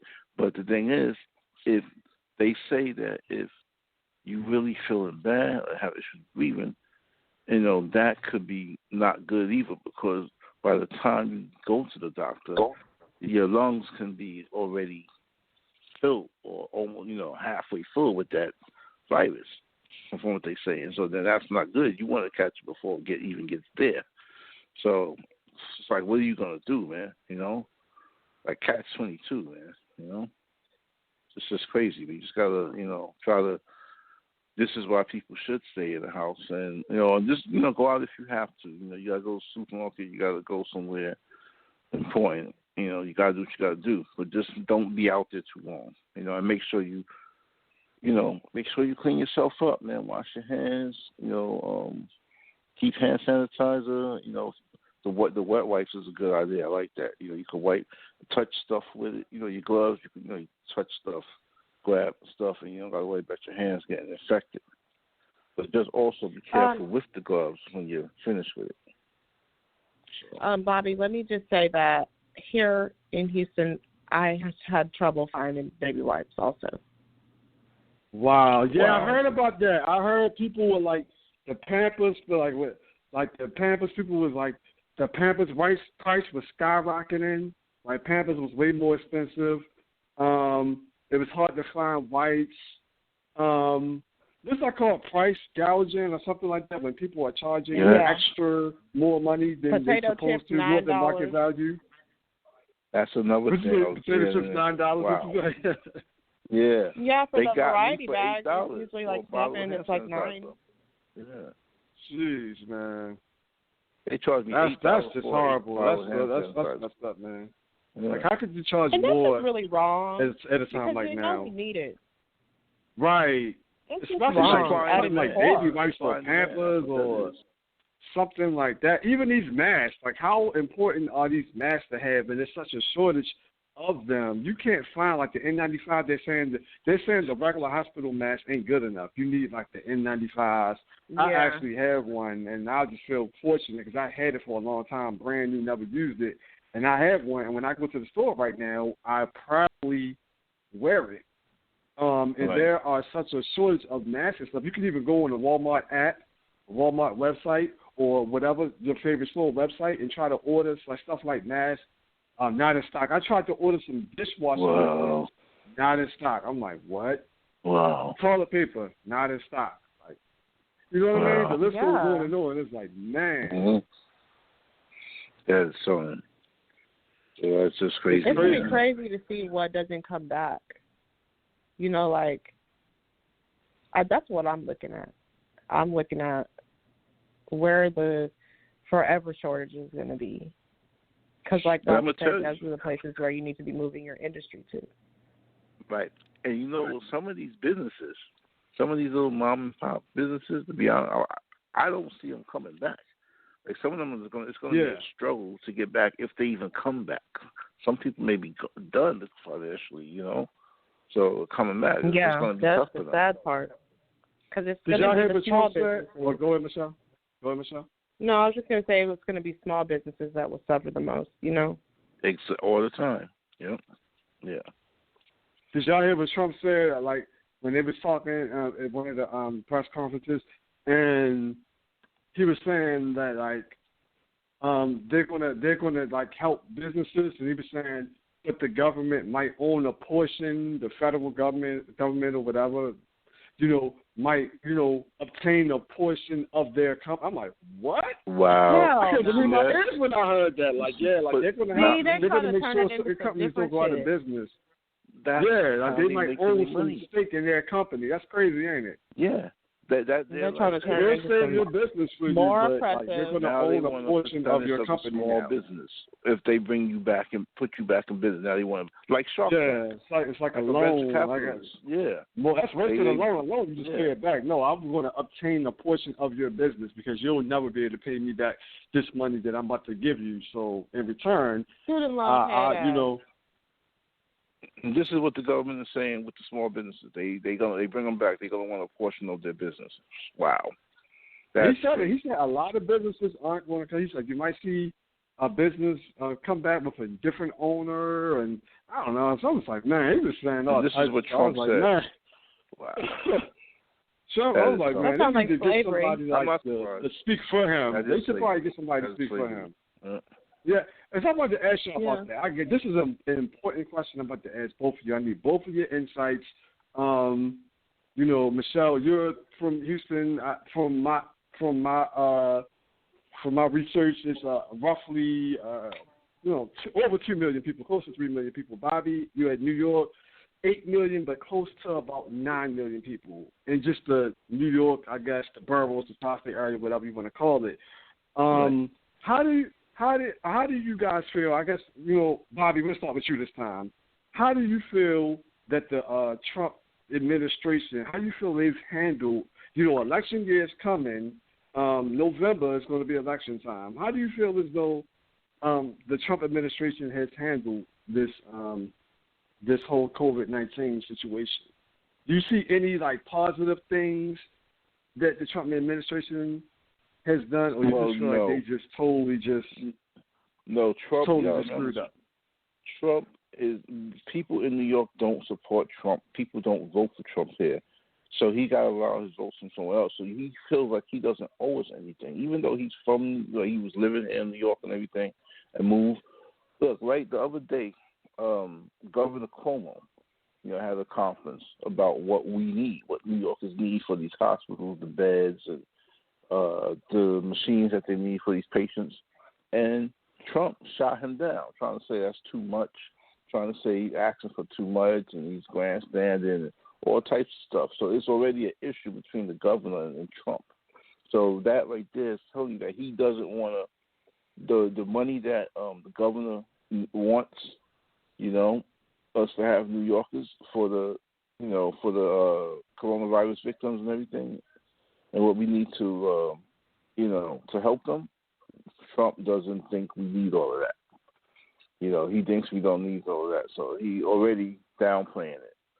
And he also made a comment too about certain people that's very sick, and that he said something about certain people are going to die anyway or something like that. I'm not 100% sure of the comment, but it was something to that effect. And he was very cold towards certain sick people, towards people that with the virus that people who were like high risk of dying. So that right there you go. So not good. He's not trying to really help people who's not going to vote for him in the election, which I think he's trying to push back. So right, he feels he doesn't owe nobody nothing here. And Michelle, for you, actually, what I want to ask you is, how do you feel? Because they've been talking about New York a lot on TV and stuff. So, I mean, the New York ones, like on my YouTube channel, like the New York one pops up along with all the Trump press conferences and everything. And because New York is a hot zone, about 9 million people and so on, like you're going to get a lot of coverage and stuff. I didn't hear really much about Houston. What I want to ask you actually, Dan, what I want to ask you is, how do you feel as though your local government has handled this, Michelle? I almost called you Danielle, your friend name. I caught myself, you heard me. But how do you feel as though your local government has handled this situation? What is the condition of Houston right now, your overall view? Like, do you feel like your local government has been doing all they can, or do you have more criticism for them based on the job they've done? No, I think they did a pretty good job. I mean, I think they did what they could do in looking at it. I mean, this is not something that we've ever looked at before, So it's like, I think if you can see people using compassion and really looking at the long-term effects on everyone, as opposed to looking at what they're going to lose out materially, I think you can say that they did their best, And I think they're doing all right in terms of, keeping us safe and protected. But, like, I'm just trying to figure out why I'm still going to work. Because I just feel like, we need to be looking at, if we're saying don't go outside, that means don't go outside. So that means that they need to send out some kind of communication that says, I saw a text alert thing that said, stay home or whatever. But some of these people at these fast food places and stuff like that, like, let it go. Go cook. I went to Sonic, but then I thought about it, I'm like, why the fuck am I at Sonic? Why am I over here? My little girl was like, let's get an ice cream. And I was like, yeah, you're right. But then I was like, if I didn't feel like I needed an ice cream in the midst of a crisis, these people could be at home. Right. You know what I'm saying? Right. Like, do you be feeling bad? Like, would you feel bad when your youngest child, your daughter, like, she wants to do the normal things? Like you said, you wanted to take her to the park and all that stuff. Do you feel bad that you can't give her the normal life that she's used to right now, even though it's out of your control? Is that some type of guilt as a parent? Yeah. I mean, I feel bad for her. I feel for her because, again, this is not something that we've ever seen before. Like, her whole life has been, privilege. I can go out. I can bebop around. Let's go to the bookstore. Let's go to the movies. Let's go here. Let's go there. I mean, there are people who have lived like this forever.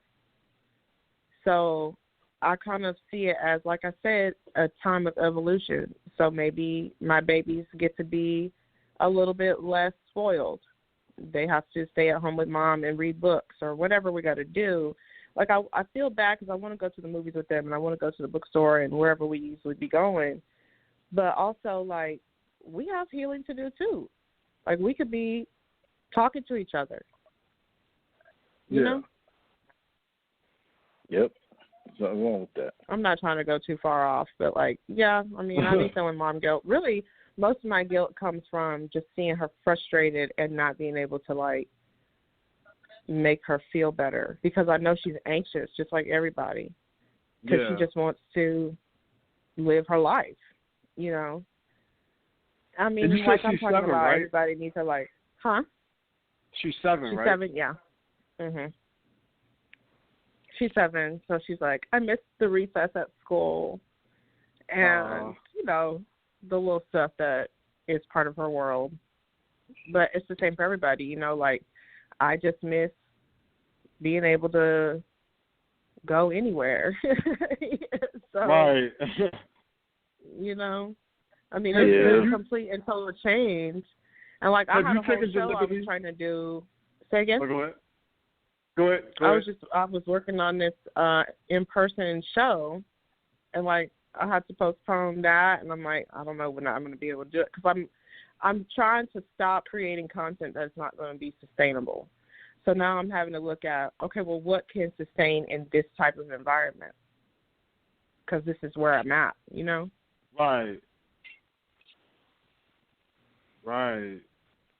I was going to ask you, have you taken the time to, like, explain to her, like, what this is? Or, like, did you tell her, like, man, this is coronavirus, and I don't want you to get sick, and that's why you can't? Or did you just kind of just say you just can't go to school right now? You know, you gotta stay home. Oh, so you kept it real with her, okay? She's the one who watches the news. Right. Okay. She'd be coming back and she'd be like, okay, so this is what they said. So like, she's sick about 7 years She's old tired of talking news. about it. She watches it with my mom. You know, like, she's giving you updates. Yeah, she be telling me, you know, and I'll be like, I'll be trying to gauge it. Well, because I try not to watch it because I know it's slanted so much. And, like, I want to make sure that my movements are being made based on me. And so that's why I try to limit what's coming from outside. Yeah. You know? That's a good idea. But like, in time like this, it's like, okay, well, so do we believe the numbers, or do we just move like we feel like we need to move, just try to be safer or whatever, or do we just fall? You know what I mean? It's so much, but it's like, you know, she's really tired of talking about it. She said, I wish everyone would stop talking about the coronavirus. She just hated it because it changed her life. So she's like, oh, I'm sick of talking about this, and I don't want to talk anymore. Hell, before we got on the phone, I was frustrated about something, and I said, I hate the coronavirus. So it's like it's a wave. Like, I know it's not just me, it's not just her. It's everybody who's kind of sitting in this, but we just got to try to find a way to move in it because, you know, it's not going to stay like this. But if we get stuck here, when it's over with, we're still sitting here looking at each other like, I'm miserable, you know? Yeah. That's why we have to isolate ourselves and stay home, so that you know that the people that's in the hospitals take care of these patients, the doctors, and bring it down. You know, and bring it down. You know, it's probably not even at its peak yet, right? If I'm not mistaken, it's not at its peak. Yeah, definitely not. Yeah. So. Yeah, this is why we really have to take this time. You know, a lot of people don't like it. A lot of people are used to going out on a regular basis. A lot of us, you know. I'm always running out. I'm always out. You know what I'm saying, too? So, somewhere, doing something, you know. So, if I'm not working. So, I have to stay at the house and watch cable, which I don't mind, or put on a movie on Amazon or Hulu, or watch some Empire, you know, something, you know. Right. You know, whatever. Watch some, you know, and just enjoy being home. You know, that, you know, social media, you can read something, study. You can study. You know, there's a lot of things you can do at home. You know, even though you haven't made, a lot of us probably haven't done certain things like that in a while, but, you know, get back to that, you know. So. Exactly. That's exactly what I mean by, like, you know, I know they want to go out, but we could be at home really getting to know each other and just understanding as Black people what it means to be a Black person in America, and especially now, because ain't no telling what they're going to try to do to people. Like you see, like they said, if you get a loan from them, you always owe us. Mhm. Okay, so now what next? What else changed? You need a bailout for something else because of this. You always owe us. Oh, we got to track you until, I mean, shit, they're going to be worse than the law talking about your registration is up. Hey, we get to spend quality time with our loved ones, get to be home because usually, we're like, social media, we use on FaceTime or whatever you use, and, we're not physically around our loved ones all the time, Now we get to physically be around, well, the ones that in your household or, nearby or something, you get to be around and be there and just, just try to enjoy your time with your loved ones, your family, friends, whoever, your mom, your pops, whoever you with, just try to, and check on them, talk to them, often and make sure everybody is okay. Usually things like this, bring people together. Tough times will bring people together, so we gotta, I don't really, need to go through a tough time or want that, but, it's just, we gotta take advantage of it. We gotta do the right thing and just try to be there and support, ourselves and our families and just do the right thing. Try to share some knowledge too to help, our people stay focused and, keep them healthy. So they're healthy or with you. So yeah, that's all you can do, man. Is pray. I ain't gonna get too much into that, but just you gotta pray to the man upstairs. Whoever you pray to, right? Whoever you pray to, yeah. You know what? Can I say something? I feel like you and I both did the same thing whenever we were gonna preach a little bit. We both were like, I don't want to get too much into that, but that's all we have right now. Yeah. You know what I'm saying?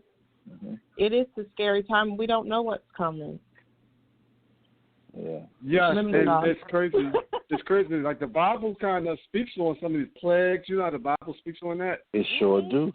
Yep. The book of Revelation speak about a lot of stuff that's happening. Yes. Yeah. Yeah. Absolutely. That's right. The Bible does speak on this.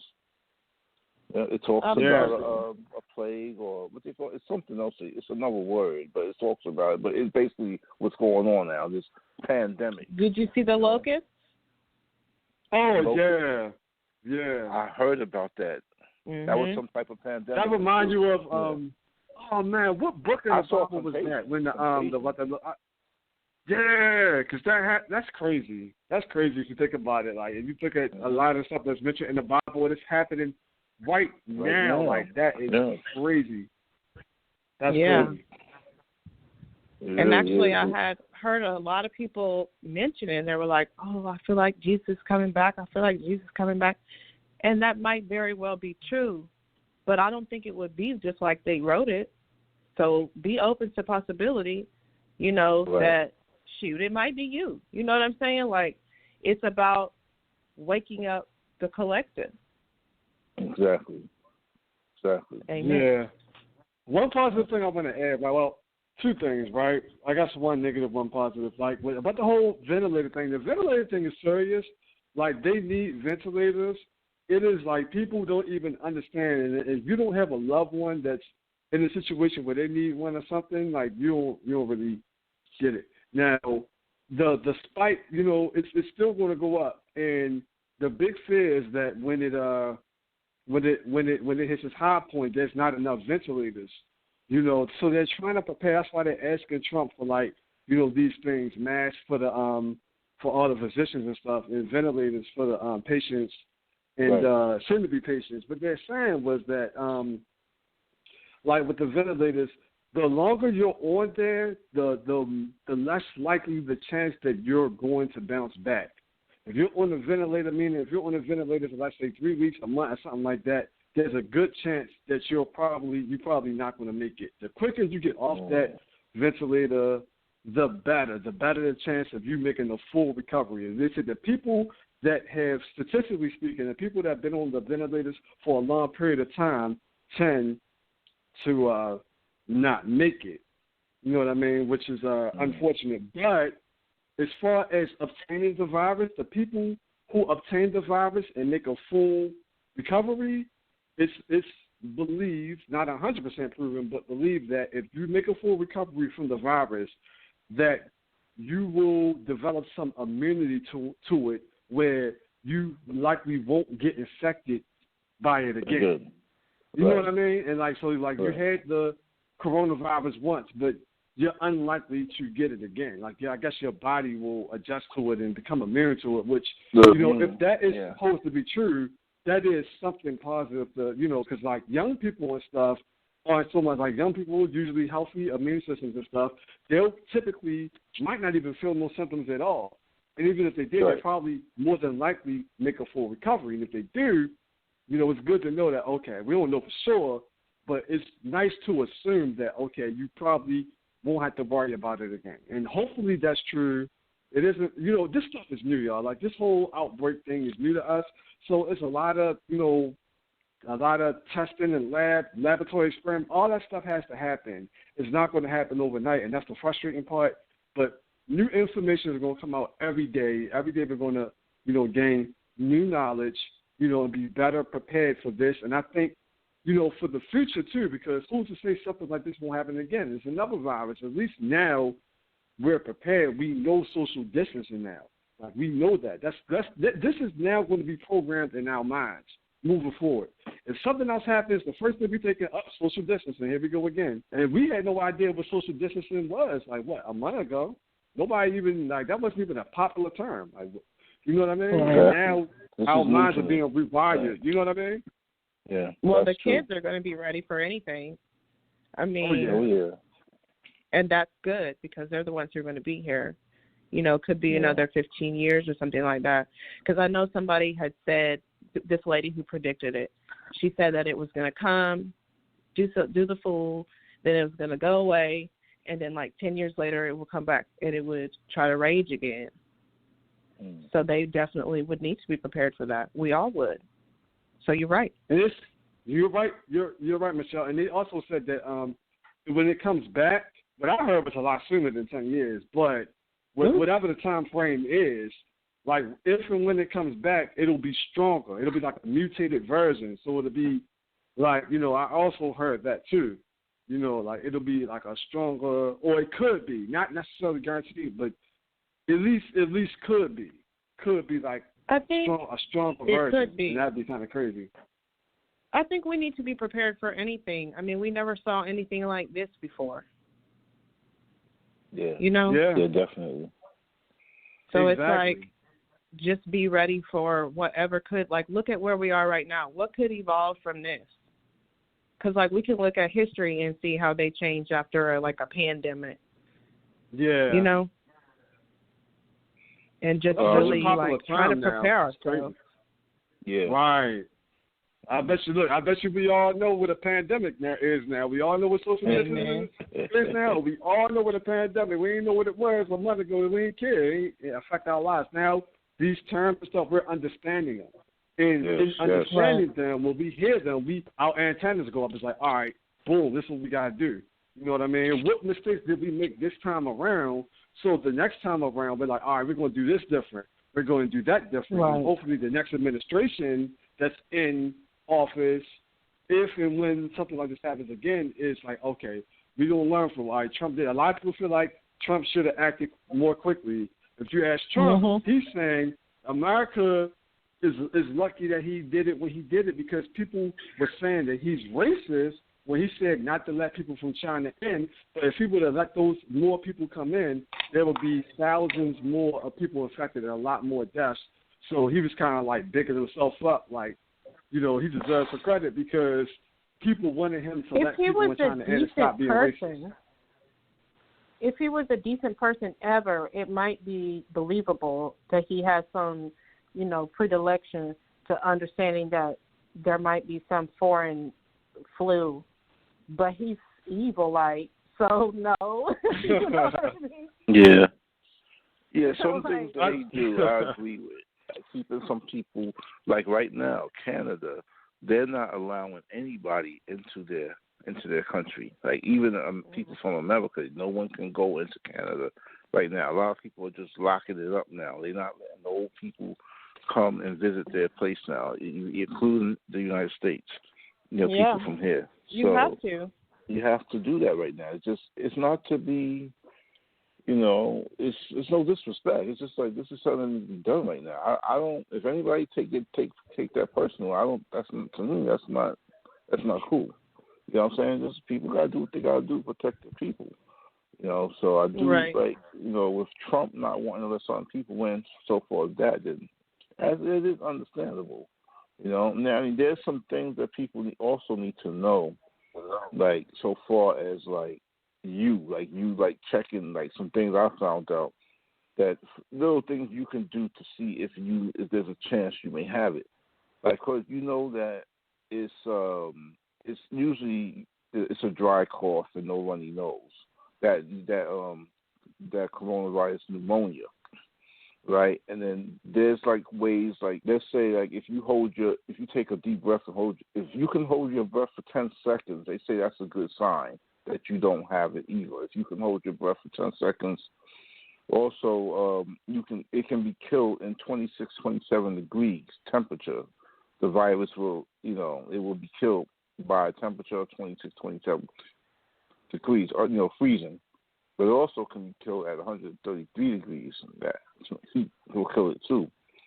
So and if you already know if someone sneezes, it can go about 10 feet. And you also know that if drops, from if it drops on a metal surface, it will live for at least 12 hours. So you touch on metal, you definitely don't want to take no chances.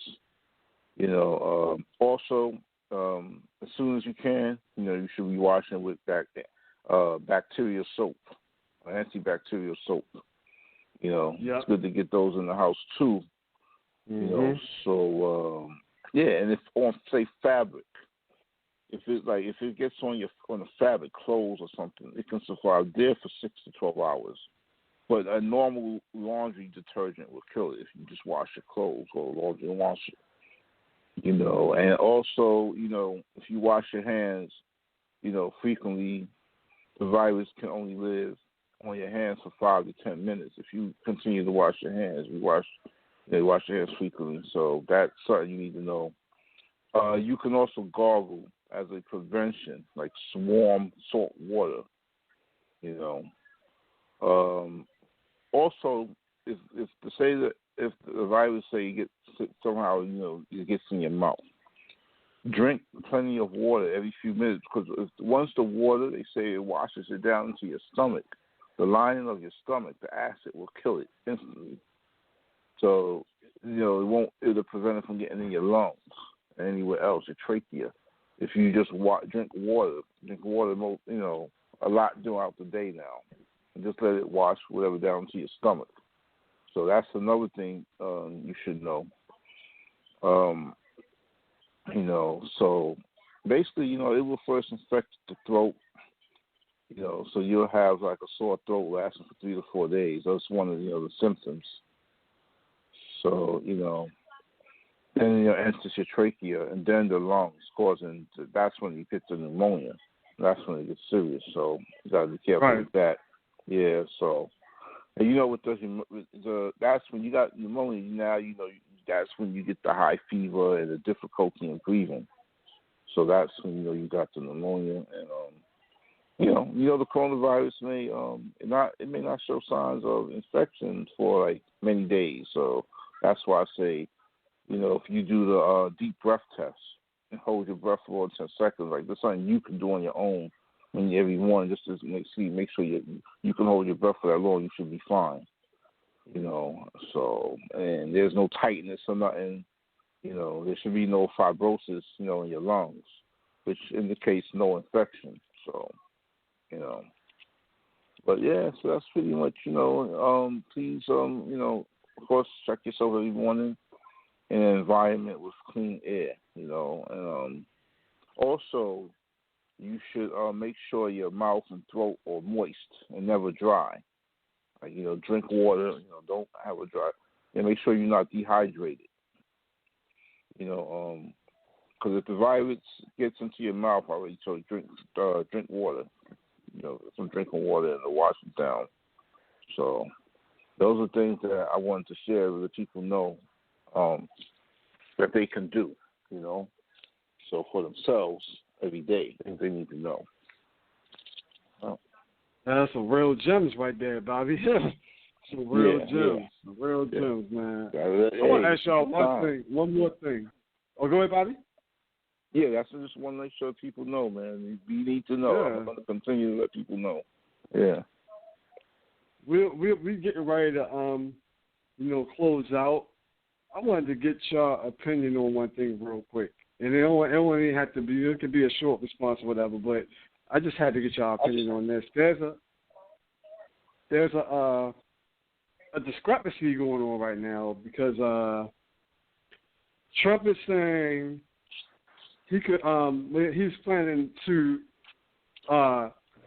open up certain parts of the country, take them off of lockdown, right? And let them get back to their normal lives, if they aren't really infected or as much as other parts of the country. Let's say, okay, there's some counties in Jersey, some counties in Pennsylvania, some counties in Dallas or whatever, that aren't really infected like that. Let them go ahead and get back to work and stuff. But let different parts of the country get back to, business as usual and stuff like that, while other parts will remain in quarantine, lockdown, whatever you want to call it, and then people were arguing because he's saying you don't want the economy to get worse than it already is. People want to get back to their jobs. People want to take care of their families and get back to their lives and so on. But other people are arguing that if you do that, then people would just go from one county to the other or one city to the other, one state to the other, and bring the virus with them. As they said, we go here, we can live normal again. We don't have rules. We can go to the club. We can go to a restaurant. We can take the kids to Chuck E. Cheese. We can do whatever, So I want to get, your feedbacks on that. Let's start with Michelle. What do you? How do you feel about that? Do you like that idea, or do you think that's a bad idea and never backfired? I think that's a bad idea because I think they don't understand the way it really works enough yet to be saying we're going to experiment with different groups, Yeah. Okay. And Bobby, how do you feel about it? Oh yeah, I definitely do not agree with that because of some of the things that you were saying. People will start going to that area thinking that we can go here because they don't have it and they can bring it there, and then you got people that will go to other areas. People may that from there, that area that's clean, they may wind up going to another area. They got a little money now. They want to go here, and they just throw on a mask or whatever. And somehow they get it, and then bring it back to their environment where they live at. So I just think the best bet is to just everybody, continue to stay home until this thing is on its way down or almost gone before you start. Then let everybody go back to work when this thing is gone.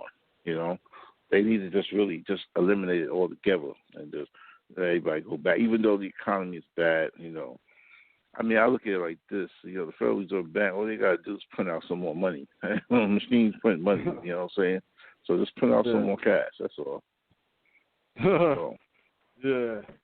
Okay. Real quick, man. This is just called. I don't know how long it was on, but I don't want to leave it, man. It might be holding for a long time. I'm going to shoot this call to Sam real quick before we go. Call up area code 4404. Sorry to keep you holding. I was pacing and stuff, man.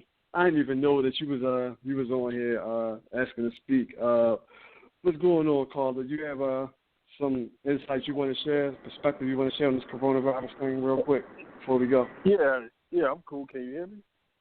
Yeah, I hear you loud and clear. Oh, okay. Well, the first thing would be, answering the question you just asked.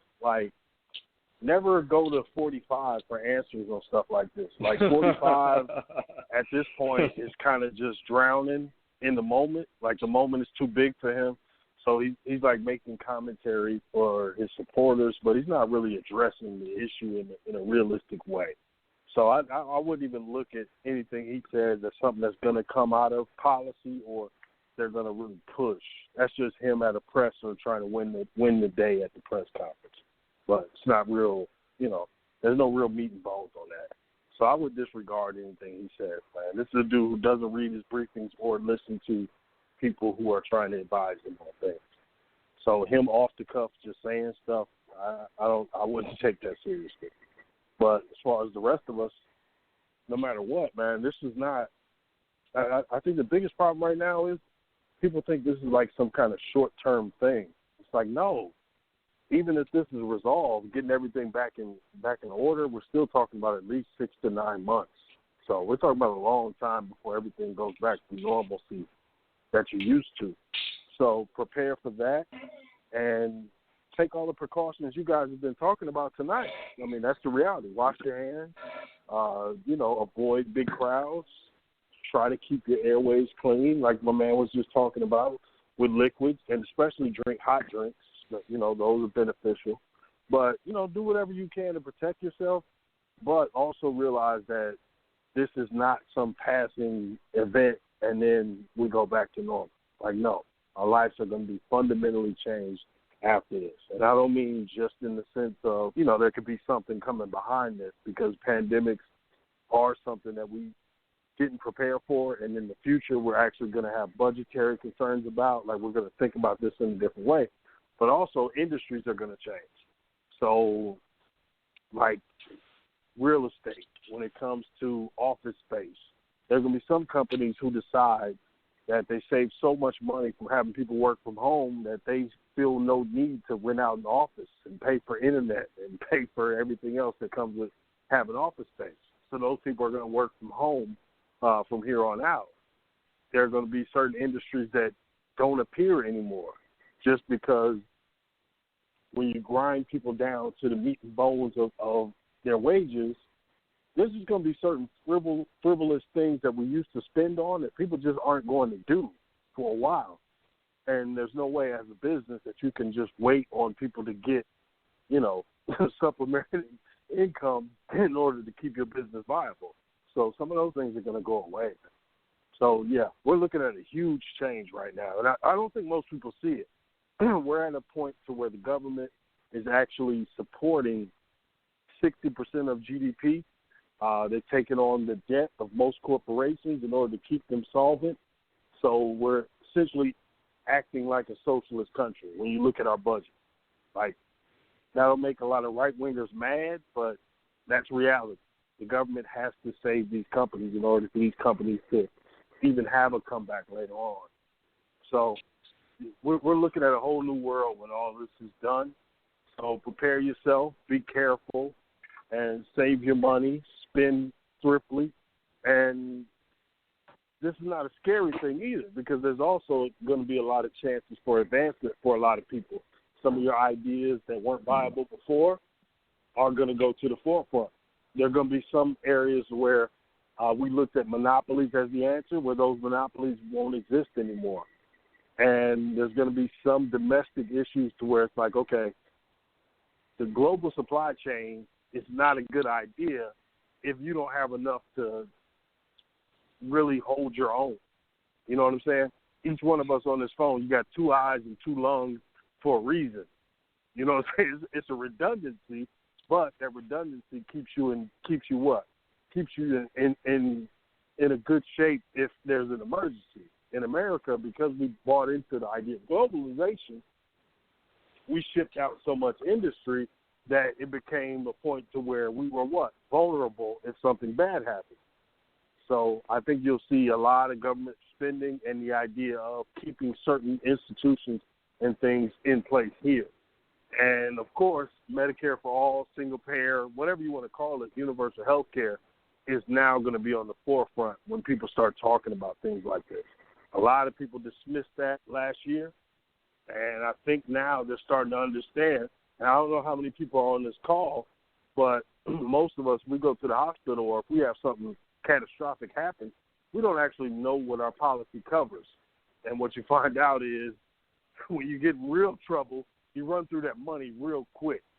Like if you got third stage cancer and you look at your policy that covers a couple $1 million, $1 million is gone pretty damn quick. So our health insurance industry has kind of been exposed by this, catastrophe, because it showed what it can do and what it can't do at scale. It's easy to say you're good at your job when things are fine, but when things go bad, what happens then? And we're looking at what?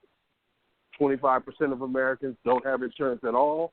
The majority of us have insurance from our employer. But as you see, when you have a catastrophe, that's tenuous. So a lot of deep stuff, man, but I enjoyed listening to y'all tonight. I've been hanging back listening to y'all. So interesting conversation. Well, we appreciate you for having. Yeah, we appreciate you calling in, man. Thanks for sharing your insight, sharing your perspective, man. We definitely appreciate you, man. Stay safe out there. Keep your distance. The whole deal. Your mask, your gloves, all that stuff, man. We're gonna say good night to you. We got to get out of here, man. Went a little overtime, but it's necessary for this conversation. Definitely was necessary. Appreciate everybody calling in. Appreciate Bobby and Michelle. Y'all still there? Yeah. Yeah. Okay, y'all still there. All right. Yeah. I definitely appreciate y'all staying the whole time, going a little overtime. Appreciate you, caller. Appreciate the other caller. Appreciate everybody that's listening live right now. And this is just for everybody to, because we all going through this together, man. So you already know, man. We got to get out of here. My phone died. It's crazy over here. Like my phone, my daggone cell phone didn't cut off the line, and I can't even call back on my cell phone because the official time for the show was ended. My house phone is dying, literally beeping. It could cut off at any second. So we're going to get out of here. But I want to thank everybody, and a big thank you and shout out to Bobby G and Michelle. Michelle, real quick, and I might get cut off. Y'all don't hear me talking no more. I mean, I got cut off, and I literally can't call back in. But Michelle, I had to let you plug in. We was talking. You got your new thing going on. So what can the people look forward to from you as far as what you got going on?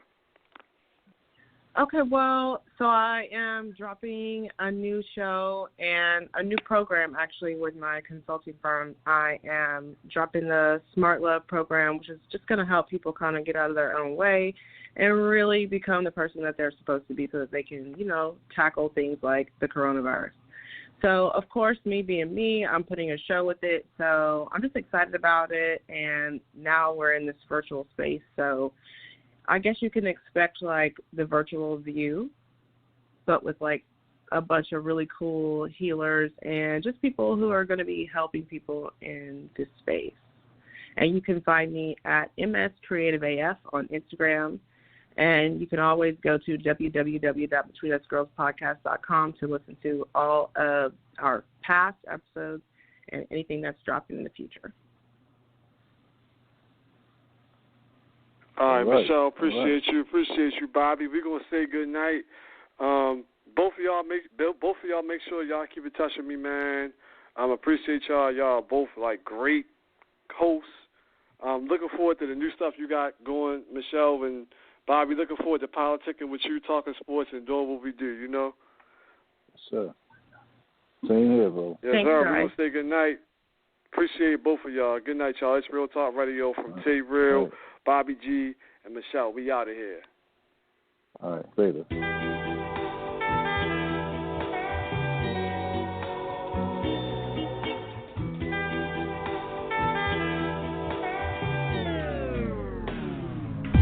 Thank you for listening to It's Real Talk Radio. You can catch us every week live on Blog Talk Radio by logging on to blogtalkradio.com/Tay Real or by calling 347-838-9540. Unable to catch the live show? No problem. You can hear all of our archive shows on blogtalkradio.com, iTunes, or Stitcher. If you're interested in being a guest, you can email us or contact us on social media at itsrealtalkradio@gmail.com. It's Real Talk Radio, but not just a brand. We're a family.